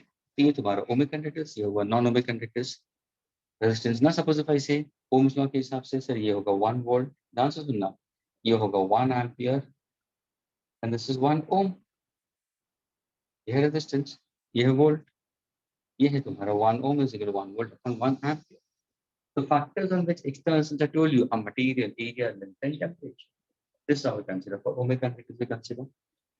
Now, if I say, answer sunna, if R is proportional to L and R is inversely proportional to A, तो क्या कहना है R is equal to rho L by A students, क्या ये तुम लोग ने पढ़ा है रो स्टैंडर्ड्स में? Yes, sir. तो ये रो क्या है students, can you tell me what does rho stands for? Resistance. Resistivity. Resistivity, जो एक कांस्टेंट है, या उसको हम बोलेंगे और स्पेसिफिक रेजिस्टेंस, क्या बोलेंगे इसको, और ये हमेशा कांस्टेंट रहता है। ये किसके ऊपर डिपेंड होता है स्टूडेंट्स, ये जो रेजिस्टिविटी और स्पेसिफिक रेजिस्टेंस किसके ऊपर डिपेंड होता है, it depends on to material. ये सिर्फ मटेरियल एंड टेम्परेचर के ऊपर नहीं डिपेंड होता स्टूडेंट्स, टेम्परेचर और मटेरियल के ऊपर ही डिपेंड होता है। यानी ये ध्यान रखना स्टूडेंट्स, अगर किसी ने पूछा what are the factors on which capital R depends, तो स्टूडेंट्स कैपिटल आर के factors, everybody be with me, remember MALT, internal resistance के फैक्टर्स क्या होगा NALT, EMF के फैक्टर्स, इलेक्ट्रोमोटिव फोर्स के फैक्टर्स NM। यानी ये है material of the conductor, area of cross section of conductor, length of the conductor, temperature of conductor. Internal resistance के factors क्या होगा, ध्यान से सुना, nature of the electrolyte. Internal resistance कहाँ पे होता है स्टूडेंट्स, मैंने बताया था सेल के अंदर होता है, बैटरी के अंदर होता है। So N stands for nature of electrolyte. अभी आंसर सिंपल है ये। अरे यार कोई यूज करता है ड्राई सेल, कोई यूज करता है वेट सेल, अरे हर एक में अलग अलग इलेक्ट्रोलाइट होता है। कार की बैटरीज के अंदर सल्फ्यूरिक एसिड होता है, तुम नोविन और एवरेडी के सेल्स हो तो वहाँ पे अमोनियम क्लोराइड का पेस्ट होता है। तो अलग अलग इलेक्ट्रोलाइट, तो अलग अलग EMF, तो depends on the nature of the electrolyte. एक का मतलब surface area of electrodes, L का मतलब distance between the electrodes, and T stands for temperature of electrolyte। समझ में आ रहा है दोनों का मिनोमिक्स। ये है वायर के बारे में बता रहा हूं मैं, एक्सटर्नल वायर और इंटरनल सेल के अंदर है। तो जब भी इंटरनल के फैक्टर हो तो तुरंत तुम्हारे सामने नोविनो सेल का ऐसा इमेज तैयार करना, नोविनो सेल का इमेज। अगर सपोज ये डिस्टेंस बढ़ेगा तो रेजिस्टेंस बढ़ेगा, पॉजिटिव और नेगेटिव एंड सेल के बीच में डिस्टेंस कम होगा तो रेजिस्टेंस कम होगा। अरे हाँ सर, तभी जाके पहले मोटे वाले सेल थे, फिर वो पतले सेल आने शुरू हो गए। अभी तो सर रिमोट वगैरह में हम बटन सेल्स यूज कर सकते हैं, डिस्क वाले, देखा है डिस्क वाले सेल्स, 5 रुपये कॉइन जैसा है, ऊपर पॉजिटिव नीचे नेगेटिव, वो बटन सेल्स होते हैं। अरे हाँ सर, उनके बीच में डिस्टेंस बहुत कम है तो रेजिस्टेंस भी कम होगा, सरफेस एरिया ज्यादा है तो रेजिस्टेंस कम होगा। तो देखो nature of the electrolyte, surface area of the electrodes, length, distance of the electrodes, and temperature. EMF के factors क्या है? Nature of electrolyte, nature and concentration of electrolyte. M का मतलब क्या है? Material of electrodes. कौन सा electrodes use करते हो तुम? EMF उसके डिपेंड है. रेजिस्टिविटी किसके ऊपर डिपेंड है? सिर्फ मटेरियल एंड टेम्परेचर के ऊपर डिपेंड है. ये फैक्टर्स ध्यान में रखो. क्या इतना क्लियर हुआ सबको? Yes, sir. अगर तुम रेजिस्टिविटी को सब्जेक्ट बनाओगे तो रेजिस्टिविटी क्या होगा? Sir resistivity is equal to R upon N. इसका यूनिट क्या बनेगा? सर इसका यूनिट होगा ओम मीटर. रेजिस्टेंस देखो, रेजिस्टेंस किसमें होगा? Ohm. Area of cross section of wire किसमें होता है? मीटर स्क्वायर में. लेंथ भी क्या होता है? मीटर में. मीटर मीटर स्क्वायर में क्या आ गया तुम्हारा ओम मीटर. जब भी तुम पढ़ते हो ना रेजिस्टेंस के बारे में, तो सब कुछ एक साथ में कर लेना जरूरी है. अरे यार हामी शायद ये पता नहीं कौन है भाई. कौन है भाई? हामी शायद इंटेलिजेंस है. चलो देता हूँ हामी शायद को. हामी शायद. हामी शायद. I should not forget the name, so I'm repeating again. Thami Syed. Thami Syed. Are you there, Thami Syed? Thami Syed, are you there? Thami Syed, are you there? Thami Syed, are you there? Hello, hello, Syed, are you there?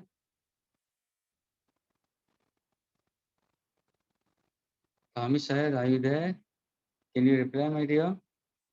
I was waiting for you only for so long time. क्या हुआ? कुछ problem हुआ? इतना late entry आया? All is well at home, Thami?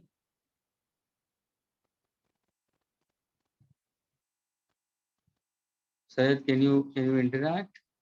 Can you speak?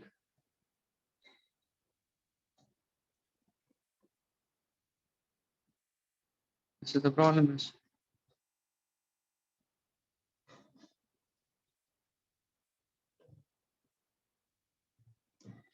पापा कहते थे बड़ा नाम करेंगे, बेटा हमारा कुछ काम करेगा.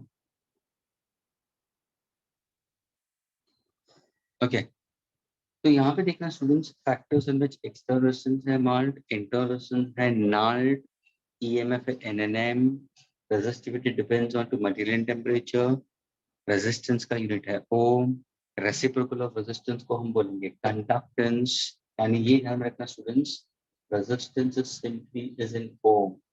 Reciprocal of resistance is called conductance, which is ohm inverse or Siemens. Agreed? Resistivity is always in ohm meter. Reciprocal of resistivity, students, is called conductivity. Signal. यानी students ध्यान से सुनना,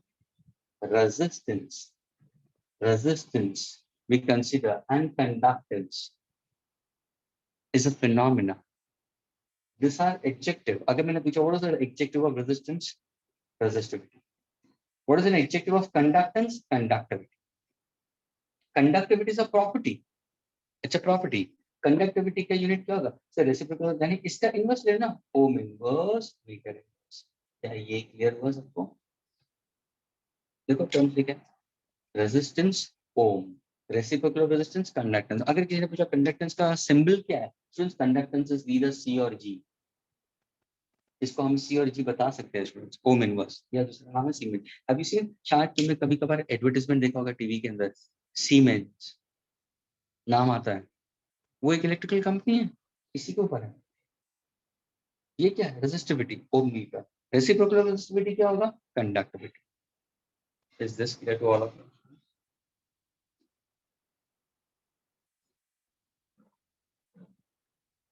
Can I erase this? Yes, sir. Okay, Yes, so sir. nice. So nice, Nidip Kaur. And the other girl, I don't know about the other girl, who's that other girl who's speaking. Thank you, sir. So Nidip Kaur is very loud and clear.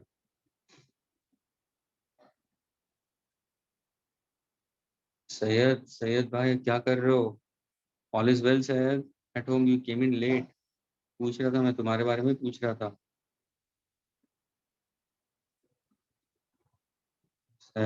Angry on to me.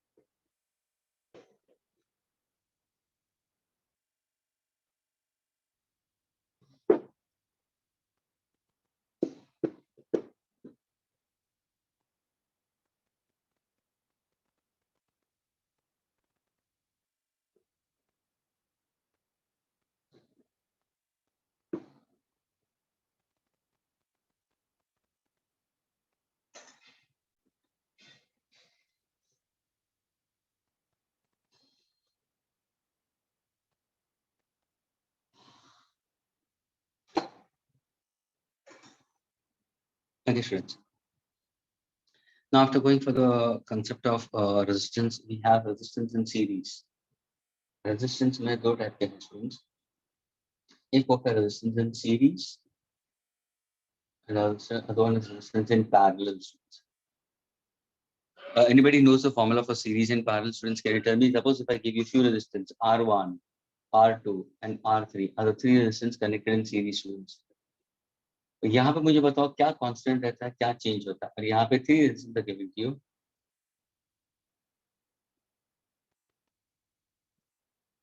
R1, R2, R3 between points P and Q, and over here between points A and B. Students, what remains constant in series? Can you tell me that? So current Very good. Current remains and constant. voltage change. Very good. Shaili used to come at this thing center. नहीं sir, so starting से थी lecture में. Okay, fine. So we are in this case, what exactly consider? यहाँ पे current is constant. Students, okay, current constant is. यहाँ पे क्या होगा? यहाँ पे क्या constant होगा? So voltage. Very good. Potential difference remains constant. Absolutely. मुझे बताओ यहाँ पे करंट कांस्टेंट है, यहाँ पे पोटेंशियल डिफरेंस क्या होगा? क्या कांस्टेंट होगा या डिफरेंट होगा? Different. डिफरेंट होगा, क्योंकि हर एक के लिए हमने एक सेपरेट वोल्टेज, यानी इसके लिए पोटेंशियल डिफरेंस V1 होगा, इसके लिए पोटेंशियल डिफरेंस V2 होगा, इसके लिए पोटेंशियल डिफरेंस V3 होगा, लेकिन करंट सारों में सेम जाएगा। वही यहाँ पे क्या हो रहा है मालूम है? जैसे करंट यहाँ पे आएगा ना, that current will split up. I1 R1 के लिए जाएगा, I2 R2 के लिए जाएगा, I3 R3 के लिए जाएगा, लेकिन वोल्टेज क्या होगा? सारों के बीच में वोल्टेज सेम है, करंट यहाँ पे different. Absolutely correct. Can you give me the formula for resistance in series? Effective resistance in series का formula यहाँ पे क्या होगा? R1 plus R2 plus R3. Very good. R1 plus R2 plus R3. यहाँ पे क्या होगा formula for R? 1 upon R, 1 1 plus R R, R is equals to 1 upon 1 upon R1 plus 1 upon 1 upon R2 R2 plus 1 plus upon R3. क्या बात है, दोनों में fight हो रही है शैली एंड नेरिफ के अंदर। Very good. no, Sir. That's fine. Doesn't matter. Answers there. That's good. Okay. So that is good enough. When students can answer, it's good enough. But I'm worried about the rest of the students. I know they all keeping mum. I know whether they're understanding or not. That also I don't know. मैं भी सोचा बोलूं। या बोलो, कुछ बोलो, क्या बोलना है? Who's this? Somebody was there, was saying something. You want to ask something? Who's that? Yes, anybody? Somebody was saying something.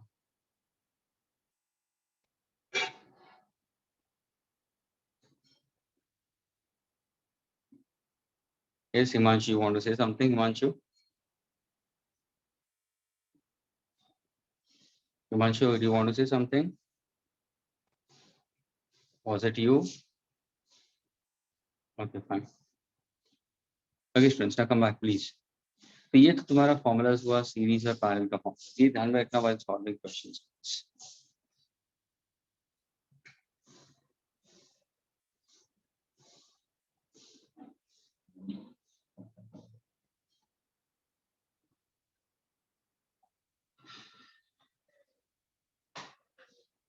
Okay, even Himanshu was answering, but you all to give the answer. That's why Himanshu didn't say further. Okay, but Himanshu knew it. Good, very good, Himanshu. Okay, now students, let us move further. अभी हम जाते हैं other type of resistance. ये कौन सा resistance मालूम है? इसको हम बोलते हैं carbon resistance. This is a very important concept with respect to your current electricity students. अगर किसी ने पूछे carbon resistors है क्या students? तो carbon resistors are those resistors जहाँ पे तुम resistance you can find out to a smaller value to few hundreds of ohms. यानी अगर suppose तुम्हें resistance find out करना है to a few ohm to a few kilo ohms or thousands of ohm, तो उसके लिए हम क्या यूज करेंगे? Carbon resistors students. ध्यान से सुनना students. Did I explain you about carbon resistors students? ये बताऊं मैंने? No, हाँ sir. Sir No, sir. ध्यान रखना इसके रिलेटेड क्वेश्चन और ये थोड़ा सा ये 11th का कंसेप्ट हम देखेंगे ना प्लीज. और शायद हाँ अच्छा गजाफर फ्रॉम सीएस के स्टूडेंट्स को पता होगा करके. ओके, अब ये कार्बन रेजिस्टर्स हम प्रैक्टिकल यूज में क्यों लेते हैं? क्योंकि स्टूडेंट्स ये बहुत ही कॉम्पैक्ट डिवाइस होता है. ये ऐसा डिवाइस होता है कि तुम्हारे कहाँ पे भी गैजेट के अंदर इंटरनल सर्किट्स के अंदर जो छोटे स्पेस में तुम उसको फिट कर सकते हो. और वो रेजिस्टेंस देता है to few ohm to few hundreds of ohms. Hundreds of ohm kilo ohms में भी उसका आंसर है. रेजिस्टेंस को बहुत बड़ा भी देगा और छोटा भी कर देगा. उसका ये इंपॉर्टेंस है कार्बन रेजिस्टेंस का. लेकिन उसको हम रीड कैसे करते हैं? तो बनाने के बाद में उसके ऊपर कलर्स आते हैं. वो कलर्स हमें पता होना चाहिए, कलर कोड पता होना चाहिए. Now to make it sure I will just show you the diagram of it.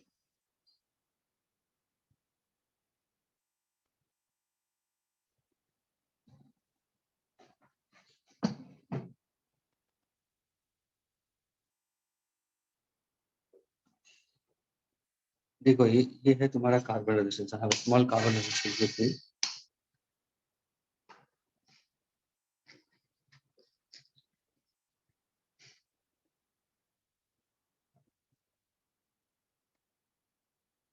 देखो I'm not about whether you'll be able to see it properly.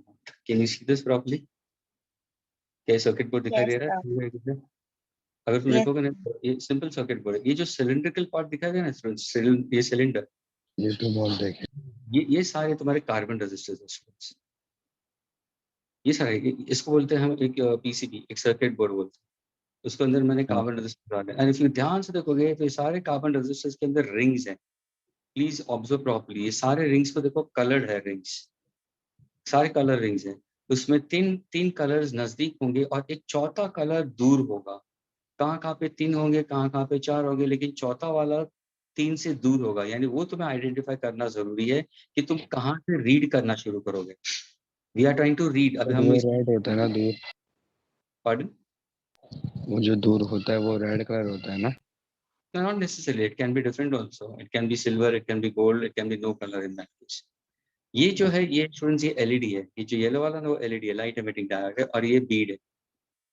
ये तुम्हारा कंसेप्ट तुम सीएस स्टूडेंट्स को बताओगे. ये तुम्हारा अभी कार्बन रेजिस्टेंस ये. आप पीछे की तरफ देखोगे तो ऐसे ऐसे सोल्डरिंग पॉइंट्स दिए होते हैं. ये देखो ये कॉन्टैक्ट रेजिस्टेंस वाला. हाँ सर यहाँ पे तुम सिल्वर डॉट ले सकते हो फॉर अच्छी तरह से, या दे कैन यूज एल्यूमिनियम.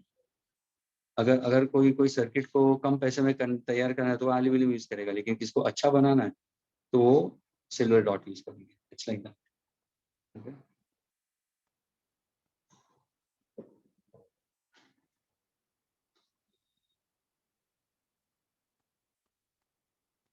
ये देखो ये मैंने एक सेपरेटली दिखा दिया तुमको.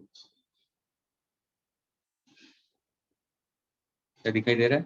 फोर्थ रिंग सिल्वर है, दूर है, सिल्वर कलर का.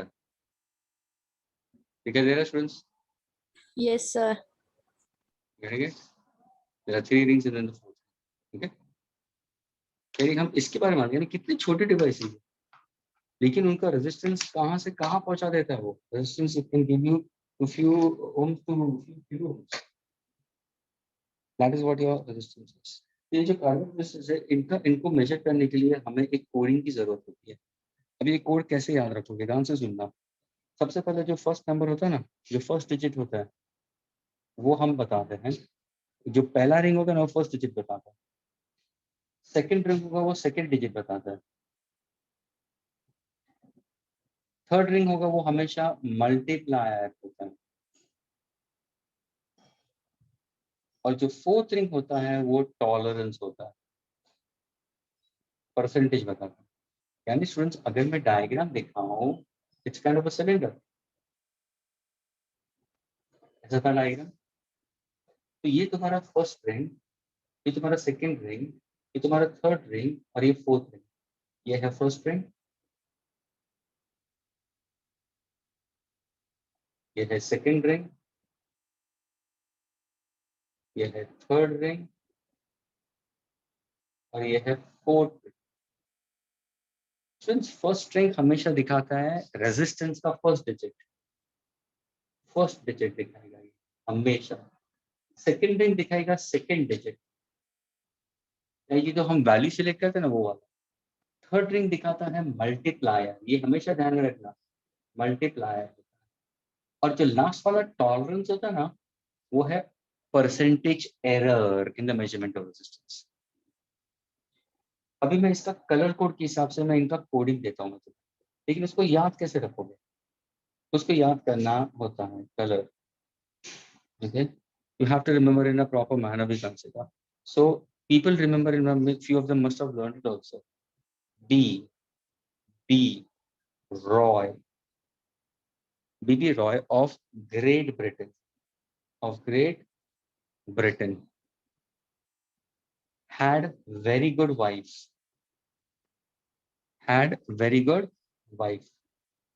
and this wife loved lots of gold, lots of silver, and lots of diamond. Diamond का मतलब नोकल। पता चला तुम्हारा? स्टूडेंट्स मेनोमिक्स पता चला? वापस मैं मेनोमिक्स यहाँ पे भी लिख रहा हूँ, ध्यान से सुनना, बड़े में लिख रहा हूँ। B.B. Roy of Great Britain had very good wife, and she loved lots of gold, lots of silver, and no color. No color का मतलब diamond. Of course, females best friend क्या है? डायमंड है। फीमेल्स को क्या अच्छा लगता है? डायमंड अच्छा लगता है। So this is how you can remember the mnemonics. अभी ये सोचो कि बीबी रॉय का कलर कोड कैसे याद रखोगे? तो ये सोचो कि बीबी रॉय एकदम काला कलूटा था, लेकिन उसको वाइफ मिली बहुत गोरी गोरी, लेकिन ग्रे हेयर वाली वाइफ मिली, इतनी गोरी कि उसकी वाइफ भी ग्रे, वाइट हेयर भी ग्रे थे। तो now if you look over here, ध्यान से सुनना, बीबी रॉय यानी बहुत बहुत ही काला था, यानी उसका जो तुम कॉम्प्लेक्शन देखो तो डार्क से जाना। तो बी यानी किससे शुरू होगा? मतलब ब्लैक से शुरू होगा, क्योंकि काला था। उसके बाद नेक्स्ट डार्कर शेड यानी क्या होगा? सर ब्राउन ही आएगा, क्योंकि वो भी तो डार्क है। आर का मतलब रेड होगा, ओ का मतलब ऑरेंज होगा, वाई का मतलब येलो होगा, जी का मतलब ग्रीन आ जाएगा, ये क्या होगा? ब्लू। यानी देखो यहाँ पे ये ध्यान रखना, यहाँ पे 3 बी आ रहा है।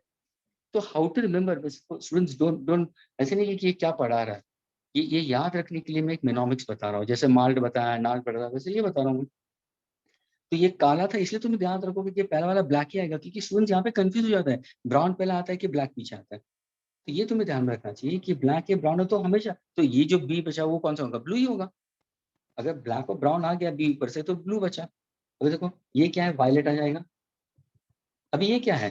At a very good wife, at a very good wife in that case. Gray. नहीं, you can't change the colours, ये ऑर्डर ही वैसा है। At a very good wife, तो ये वाइफ, लेकिन ये क्या, उसके ग्रे बाल है, आई गेट इट, तो ये ग्रे आ जाएगा। White. White, she was old, means she was very fair. What exactly she loved? Gold, silver and no color. No colour. यानी समझ में आया स्टूडेंट्स? वापस मैं बोल रहा हूँ, ये बी का मतलब क्या है? ब्राउन। ये का मतलब बी, सॉरी ब्लैक। सबसे पहले ब्लैक आएगा students, black, brown, red, orange, yellow, green, blue, violet, grey, white, gold, silver, no colour. क्या ये क्लियर हुआ अभी सबको? How to remember? Yes, Yes, sir. sir. Okay, now suppose if I happen to go for the digits, अभी हम digits लेते हैं, तो कभी भी digits स्टूडेंट्स ब्लैक का 0 डालो, यहाँ पे भी 10⁻, सॉरी ये भी 0 ही आएगा। ओके, सेकंड डिजिट भी इसका 0 ही आएगा। यानी 0 से शुरू करोगे ना स्टूडेंट्स, तो 1, 2, 3, 4, 5, 6, 7, 8, 9. व्हाइट तक ही जाना है। गोल्ड, सिल्वर और no colour first digit second digit में आएंगे नहीं, वो सारे टॉलरेंस में आते हैं। गोल्ड और सिल्वर कुछ मल्टीप्लायर में आएंगे और कुछ टॉलरेंस में आएंगे, यहाँ पे उनके डिजिट्स हैं नहीं।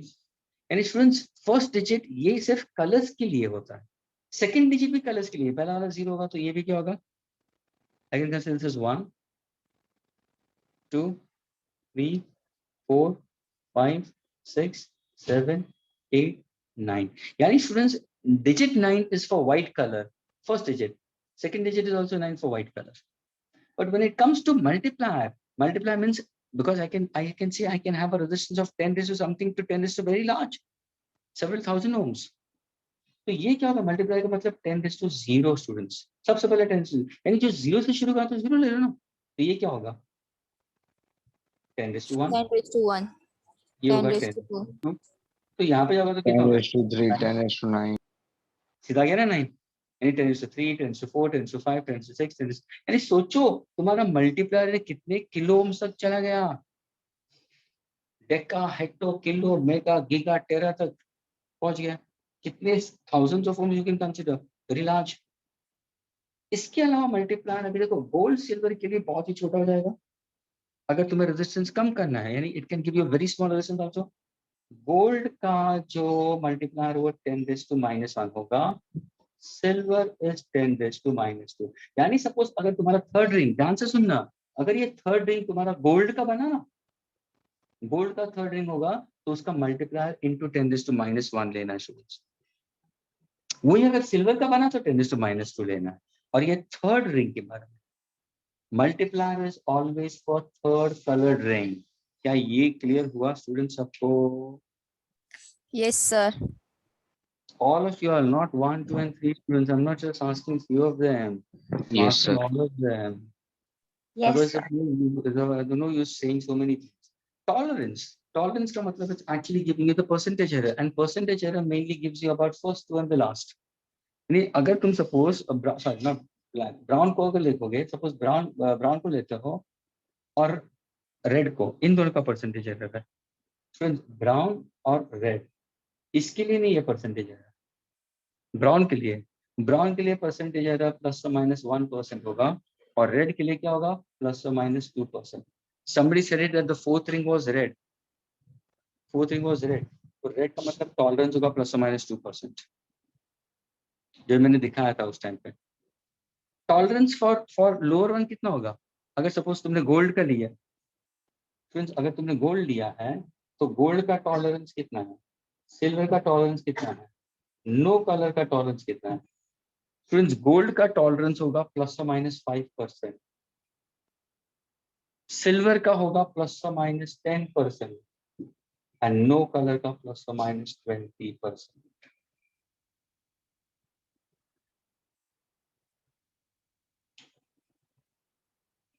So what exactly Mnemonics? P.B. Roy of Great Britain had very good wife, loved lots of gold, silver, no color, black, brown, red, orange, yellow, green, blue, violet, gray, white, gold, silver, no color.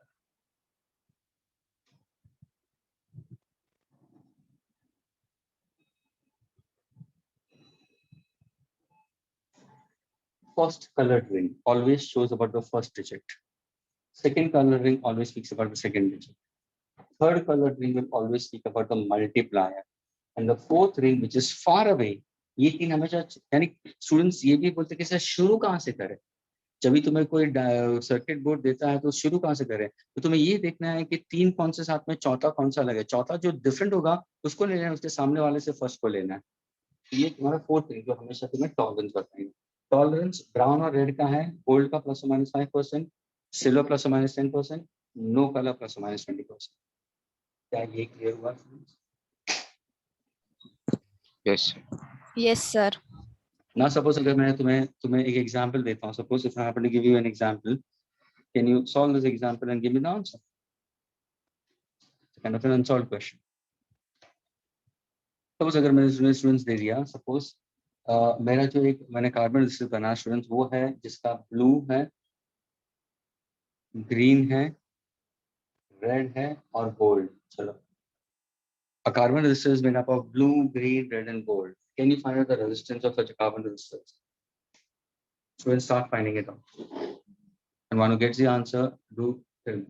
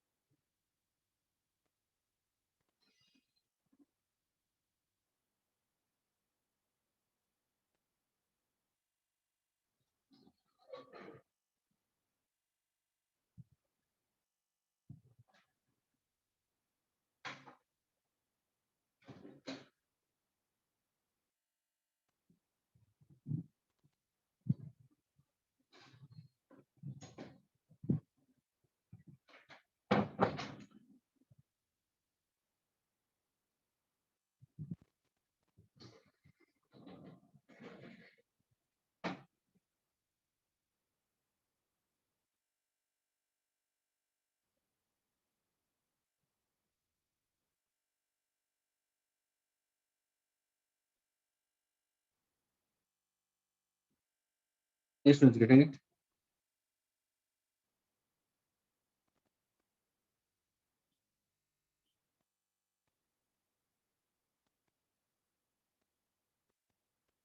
Did you get the answer?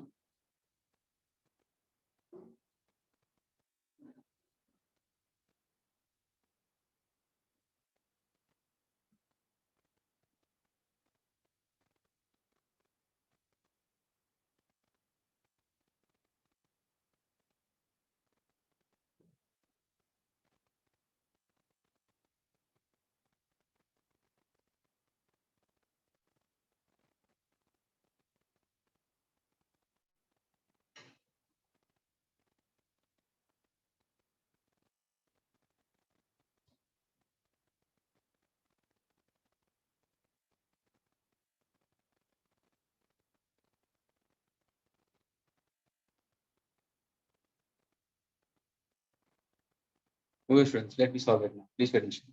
See now, when I say about blue, green, so how to go about it? So what is the resistance, students? Blue. First thing is blue. If I say blue, the first digit क्या आता है? Blue shows me value 6. So my first digit will be 6. Then comes green. So second digit is for green. Green Five. shows digit is 5. So 65 हो जाएगा students. यानी मेरा answer 65 ohms में आएगा. Third ring is of red color. Red color is a multiplier. Red color is a multiplier, and red color का multiplier will be 10 raised to 2. So into 10 raised to 2 आ जाएगा. फिर last वाला gold है जो plus और minus है. Gold का जो टॉलरेंस है, गोल्ड का जो टॉलरेंस वो प्लस और minus 5%. That many I can consider as ohms. Yeah, rather than putting it unit over here, try to put unit over here. इसका प्लस और माइनस 5% होगा. And देखो, can I say this is 65 into 3? Can I say 6.5? Agreed. Answer 6.5 into 10 raised to 3 होगा, plus or minus 5%. तो कहने से मैं final answer क्या होगा? 6.5 kilo ohms plus or minus 5%. Is this clear? Yes, sir. All of you, those students who are in the lecture. Yes, sir. 6.5 kilos. अगर suppose किसी ने पूछा स्टूडेंट इसका आप रेंज निकालो ना, तो कैसे निकालते हैं मालूम है स्टूडेंट्स? 6.5 किलो ओम को ध्यान से सुनना, into 5/100 करोगे, वो इसको ऐड करो तो हायर वैल्यू मिलेगी, और वही वैल्यू को इससे सब्ट्रैक्ट करो तो लोअर वैल्यू मिलेगी. यानी तुम्हें दो वैल्यूज मिलेगी. अगर तुमने प्लस और माइनस 5% इसका निकाला तो मेरे को बताओ 16 5 65. Sorry, how much is 65 we consider? 5 ones are 5. So 13 fives are. Students, 13 fives are 65 we consider. तो तुम्हारा जो 13 होगा ना वो वैल्यू तुम ऐड करो या सब्ट्रैक्ट करो. 1.3 को ऐड करो, 1.3 को सब्ट्रैक्ट करो. वो तुम्हारा रेंज होगा for this particular resistance. You can see the resistance in kilo ohms. समझ में आया how to go about this? तुम्हारा फाइनल आंसर तुम ऐसे रख सकते हो. लेकिन अगर किसी ने पूछा find out the correct resistance of such a combination, तो तुम इसके दो पॉसिबल आंसर्स निकाल सकते हो. 6.5 plus 6.5 into 5 by 100. Second answer 6.5 minus 5 into 5 by 100.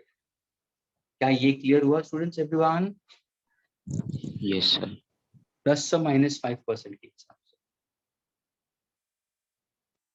Okay ना सपोज अगर मैंने फिक्स कर दिया, if I go for different color.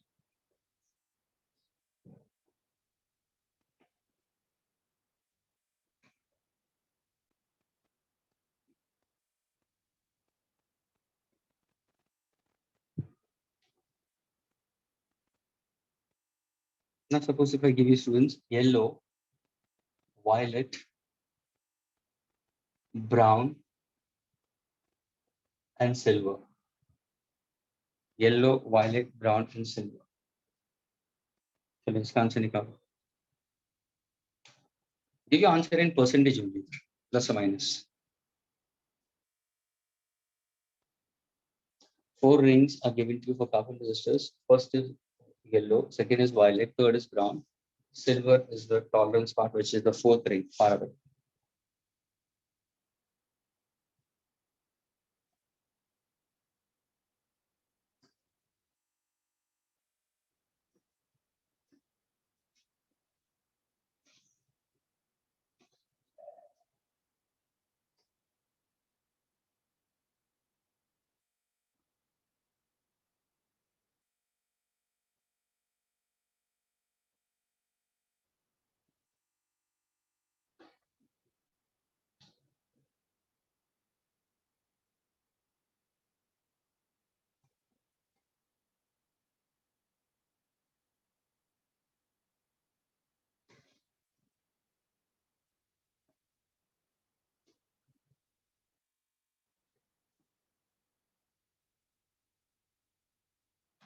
Yes, anybody?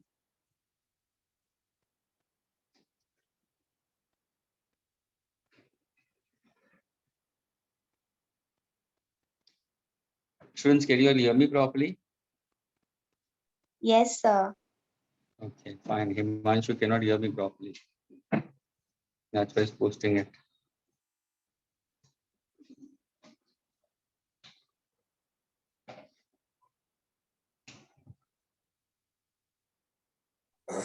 Four 70 ohms, sir.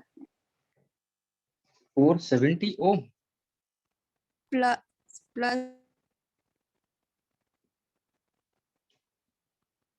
4.7 kilo, isn't it? Our tolerance कितना होगा? plus minus 5%. सिल्वर है ना, 10% होगा ना सिल्वर का. गोल्ड का 5% है. गोल्ड महंगा है तो उसका परसेंटेज कम है ना. हाँ, okay, silver sir. 10%. I getting it? No Yes. color. Plus minus 20%. Okay. अब देखो दो स्टूडेंट्स जो गेटिंग येलो. देखो येलो देखो स्टूडेंट्स, येलो का क्या फर्स्ट डिजिट है 4, तो 4 आएगा. फिर कौन सा तुम्हारा वायलेट मैंने बोला है, तो वायलेट का सेकंड डिजिट क्या है? वायलेट का 7 आएगा, 47 आएगा. फिर ब्राउन है, तो ब्राउन का मल्टीप्लायर क्या है? What is the multiplier of brown? Into 10 यानी multiply by 10. Agreed? I getting it? So 4.70. अगर मैं 70 रखा तो किलो ओम. तो ये क्या होगा मतलब 470 ओम्स. यानी तुम ऐसे भी लिख सकते हो, जरूरी नहीं कि किलो ओम्स, तुम ऐसे भी लिख सकते हो 470 ओम. चलेगा ना? प्लस और माइनस व्हाट एक्चुअली सिल्वर का percent 10%. That's answer. No problem. 470 ohm plus और माइनस 10%. अगर मैं 4.70 लिखूंगा तो वो किलो ओम हो जाएगा ना. किस second getting it? Yes, sir. 4.7 अच्छा 4.7. So no need to go for this. You can put in this manner also. So is it clear with everyone? Yes, sir. क्या मैं इसको erase कर सकता हूँ? Yes, sir.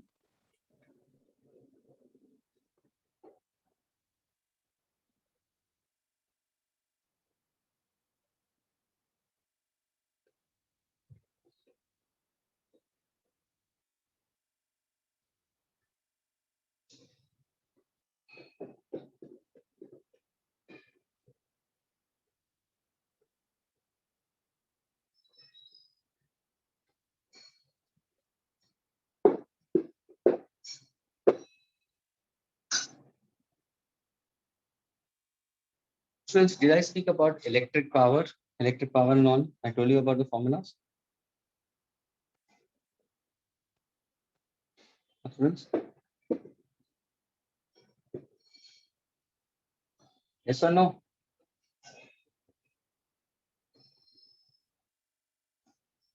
Okay, this is the part which is there from your 11th class part, students. ये concept तुमने 10th में भी पढ़ा है students. It's a simple concept. अगर मैं बोलूँ what exactly ये heating effect of electric current जो सब लोगों ने पढ़ा है, यानी अगर तुम कोई अप्लायंस लेते हो, फॉर एग्जांपल इलेक्ट्रिक बल्ब है, इलेक्ट्रिक गीजर है, तो वहाँ पे हीट भी जनरेट होती है. तो ये जूल ने बताया था, जेम्स जूल ने बताया था.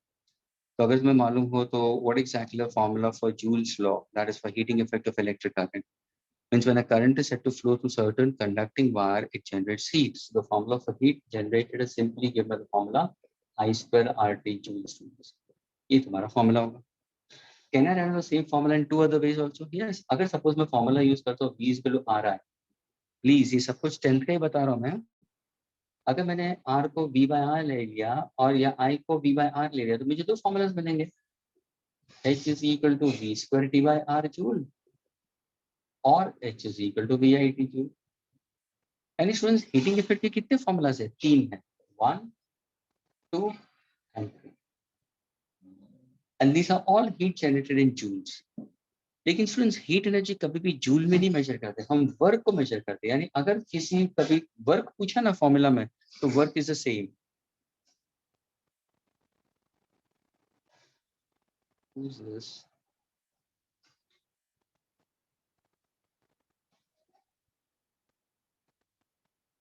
Himanshu, your network issue, my dear. I told you heating effect of electric current. Already I said it, my dear. अभी ध्यान से सुनना. ये जो work done है by the electrons to produce the heat energy, students, that is getting converted into heat, students. यानी students तुम्हारा work is measured in joule, लेकिन heat is always measured in calories. ये भी ध्यान में रखना. तभी जाके students 1 calorie is equal to 4.2 joules. ये ध्यान में रखना कन्वर्जन के बारे में. अगर तुम्हें वर्क पूछा तो तुम जूल में निकालो, कोई प्रॉब्लम नहीं. हीट पूछा तो कैलोरी में निकाल सकते हो. Nothing to worry about it. ये है तुम्हारे फॉर्मूलाज फॉर हीटिंग इफेक्ट. अगर मैंने पूछा what is an electric power consumed by an electric appliance, so electric power is a work done per unit time. That means heat energy generated per unit time. यानी जितने भी formulas है ध्यान से देखना. ये पहला फॉर्मूला है, ये दूसरा फॉर्मूला है, ये तीसरा फॉर्मूला है. सारों को तुम किससे डिवाइड करोगे? टाइम से डिवाइड करोगे स्टूडेंट्स. अगर तुम टाइम से डिवाइड करोगे तो टी तो कैंसिल हो जाएगा. तो पावर के कितने फॉर्मूलाज हो गए? सर पावर के 3 फॉर्मूलाज हो गए. क्योंकि हीट के 3 फॉर्मूलाज है तो पावर के भी 3 हो गए. पहला वाला कौन सा होगा? Sir I square into R. दूसरा वाला कौन सा होगा? V square by R. तीसरा कौन सा होगा? V into I. सर आपने टी क्यों नहीं लिखा students? Because it's upon time. Time will get cancel. What is the unit of power? So the unit of power is watt. It's watt. It's watt. 1 watt, students, is 1 joule per second, and that is equal to 10 raised to 7 erg per second. ये भी ध्यान रखना. अगर किसी ने पूछा what is 1 kilowatt? 1 kilowatt का मतलब 1000 watts, students. 1 megawatt का मतलब कितना होगा? 10 raised to 6 watts. 1 horsepower is equal to how much? 746 watts. Students क्या ये सब कुछ तुम लोगों ने 10th स्टैंडर्ड में पढ़ा है कि नहीं पढ़ा? Students, are you there? Yes, sir. No. Yes, sir. Are the formulas clear? The heating effect है 3 formulas है. H is equal to I square RT, H is equal to V square T by R, H is equal to VIT joule. 3 formulas power के हैं. Power is equal to I square into R, V square by R, V into I हो जाएगा. Unit ये what में होगा, ये joule में होगा। 1 kilowatt 1 megawatt and 1 horse power. अगर सपोज किसी ने पूछा कि जो तुम्हारा घर के अंदर इलेक्ट्रिसिटी बिल आता है, ध्यान से सुनना, जो इलेक्ट्रिक बिल आता है, इलेक्ट्रिक बिल आता है, तो उसको तुम कैसे मेजर करते हो? तो मेजरमेंट ऑफ इलेक्ट्रिकल एनर्जी। तो इलेक्ट्रिकल, ध्यान से सुनना, इलेक्ट्रिकल एनर्जी का जो कंजम्पशन होता है, ध्यान से सुनना, कोई बता सकता है what is the unit of electrical energy consumption? घर के अंदर जो इलेक्ट्रिसिटी कंज्यूम करता है तो उसका यूनिट क्या है? Anybody knows it? Kilowatt. Kilowatt hour. तो स्टूडेंट्स ये करना, घर के अंदर जब इलेक्ट्रिसिटी बिल आता है ना, तो बिल को ऐसे ही डंप नहीं कर देते पापा के ड्रॉर में। जरा देखो कितना बिल आ रहा है, कितना अमाउंट है, कितना खर्चा हो रहा है पापा का, और वहां पे देखो, वहां पे रीडिंग लिखा होगा, किलोवाट आवर बताया होगा यूनिट। तो students commercial unit for this is kilowatt hour. और kilovolt ampere hour students, kilowatt hour या kilovolt ampere hour students, this is what we consider, kilowatt hour or kilovolt ampere hour we consider. These are the commercial units we consider for electrical energy consumed students we consider. The formula for electrical energy consumed students is given by what we consider electric power students in kilowatt, time is in hours, multiplied by number of days. Electric power in kilowatt, time in hours multiplied by number of days students. That's what kilowatt hour students is. So whenever you solve problem, students always go for power into time into number of days. For example, suppose तुम्हारे घर के अंदर tubelight है। अगर suppose मैंने बोला tubelight 30 watts का है, ध्यान से सुनना, पूरे दिन में तुमने ट्यूबलाइट 10 घंटे के लिए यूज किया, everybody be with me, and you use it for 30 days.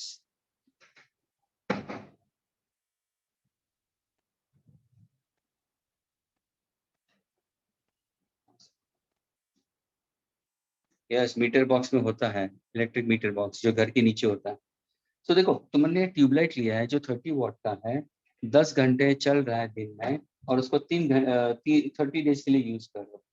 तो अगर किसी ने पूछा what is the electric bill, sorry what is the electrical energy consume, तो तुम क्या करोगे?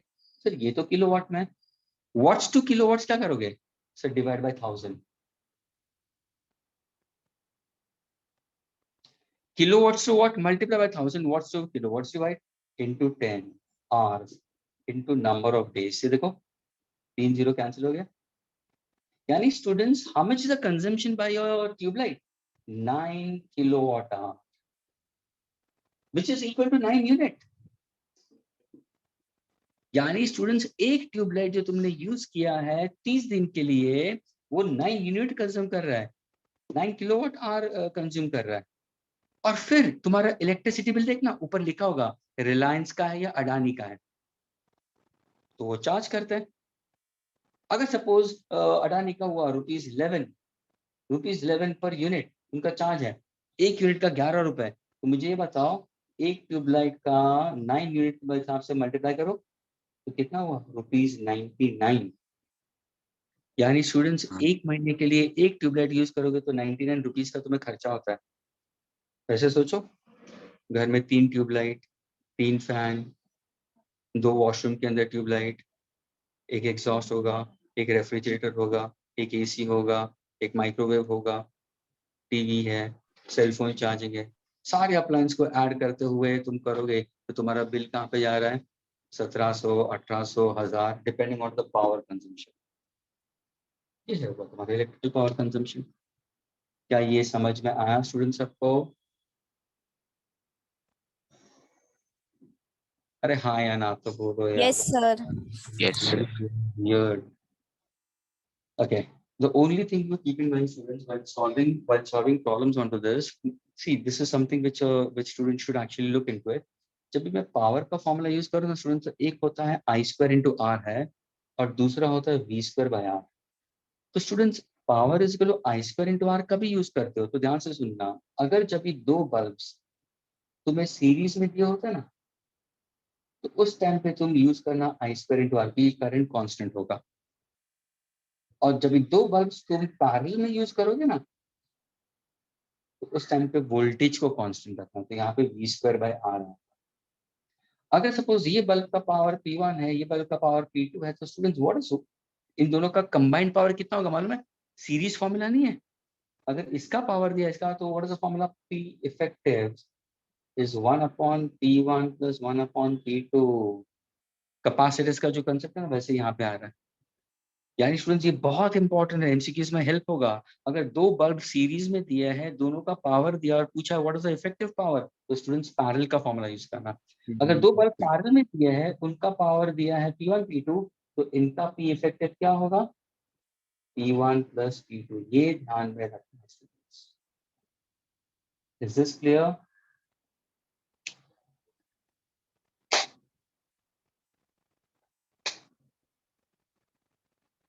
Students, is this clear with everyone? Yes, sir. So please, this was a concept regarding to your heating effect of electric current. Is that clear? Work done, electric power, how to measure electric power we consider, how to measure electrical energy consumed, and when to use I square into R, when to use P square. Okay. So today I'll just wind up 5 minutes early. I need to go for a vaccination. Okay, for my family member at home. So it's already the time, and then I have my leg sessions also followed at 11 itself. So I have to rush back. So wind up right now itself. Okay, students? Okay, sir. Okay, sir. Can I wind up the lectures? Okay, see to the next lectures whenever you are coming. I want you to revise and learn. Next time से तुम्हारा पूरा 12th से शुरू होगा, Kirchhoff's law से शुरू होगा. Okay? So please Okay, try sir. to revise and learn formulas. Okay? Yes, sir.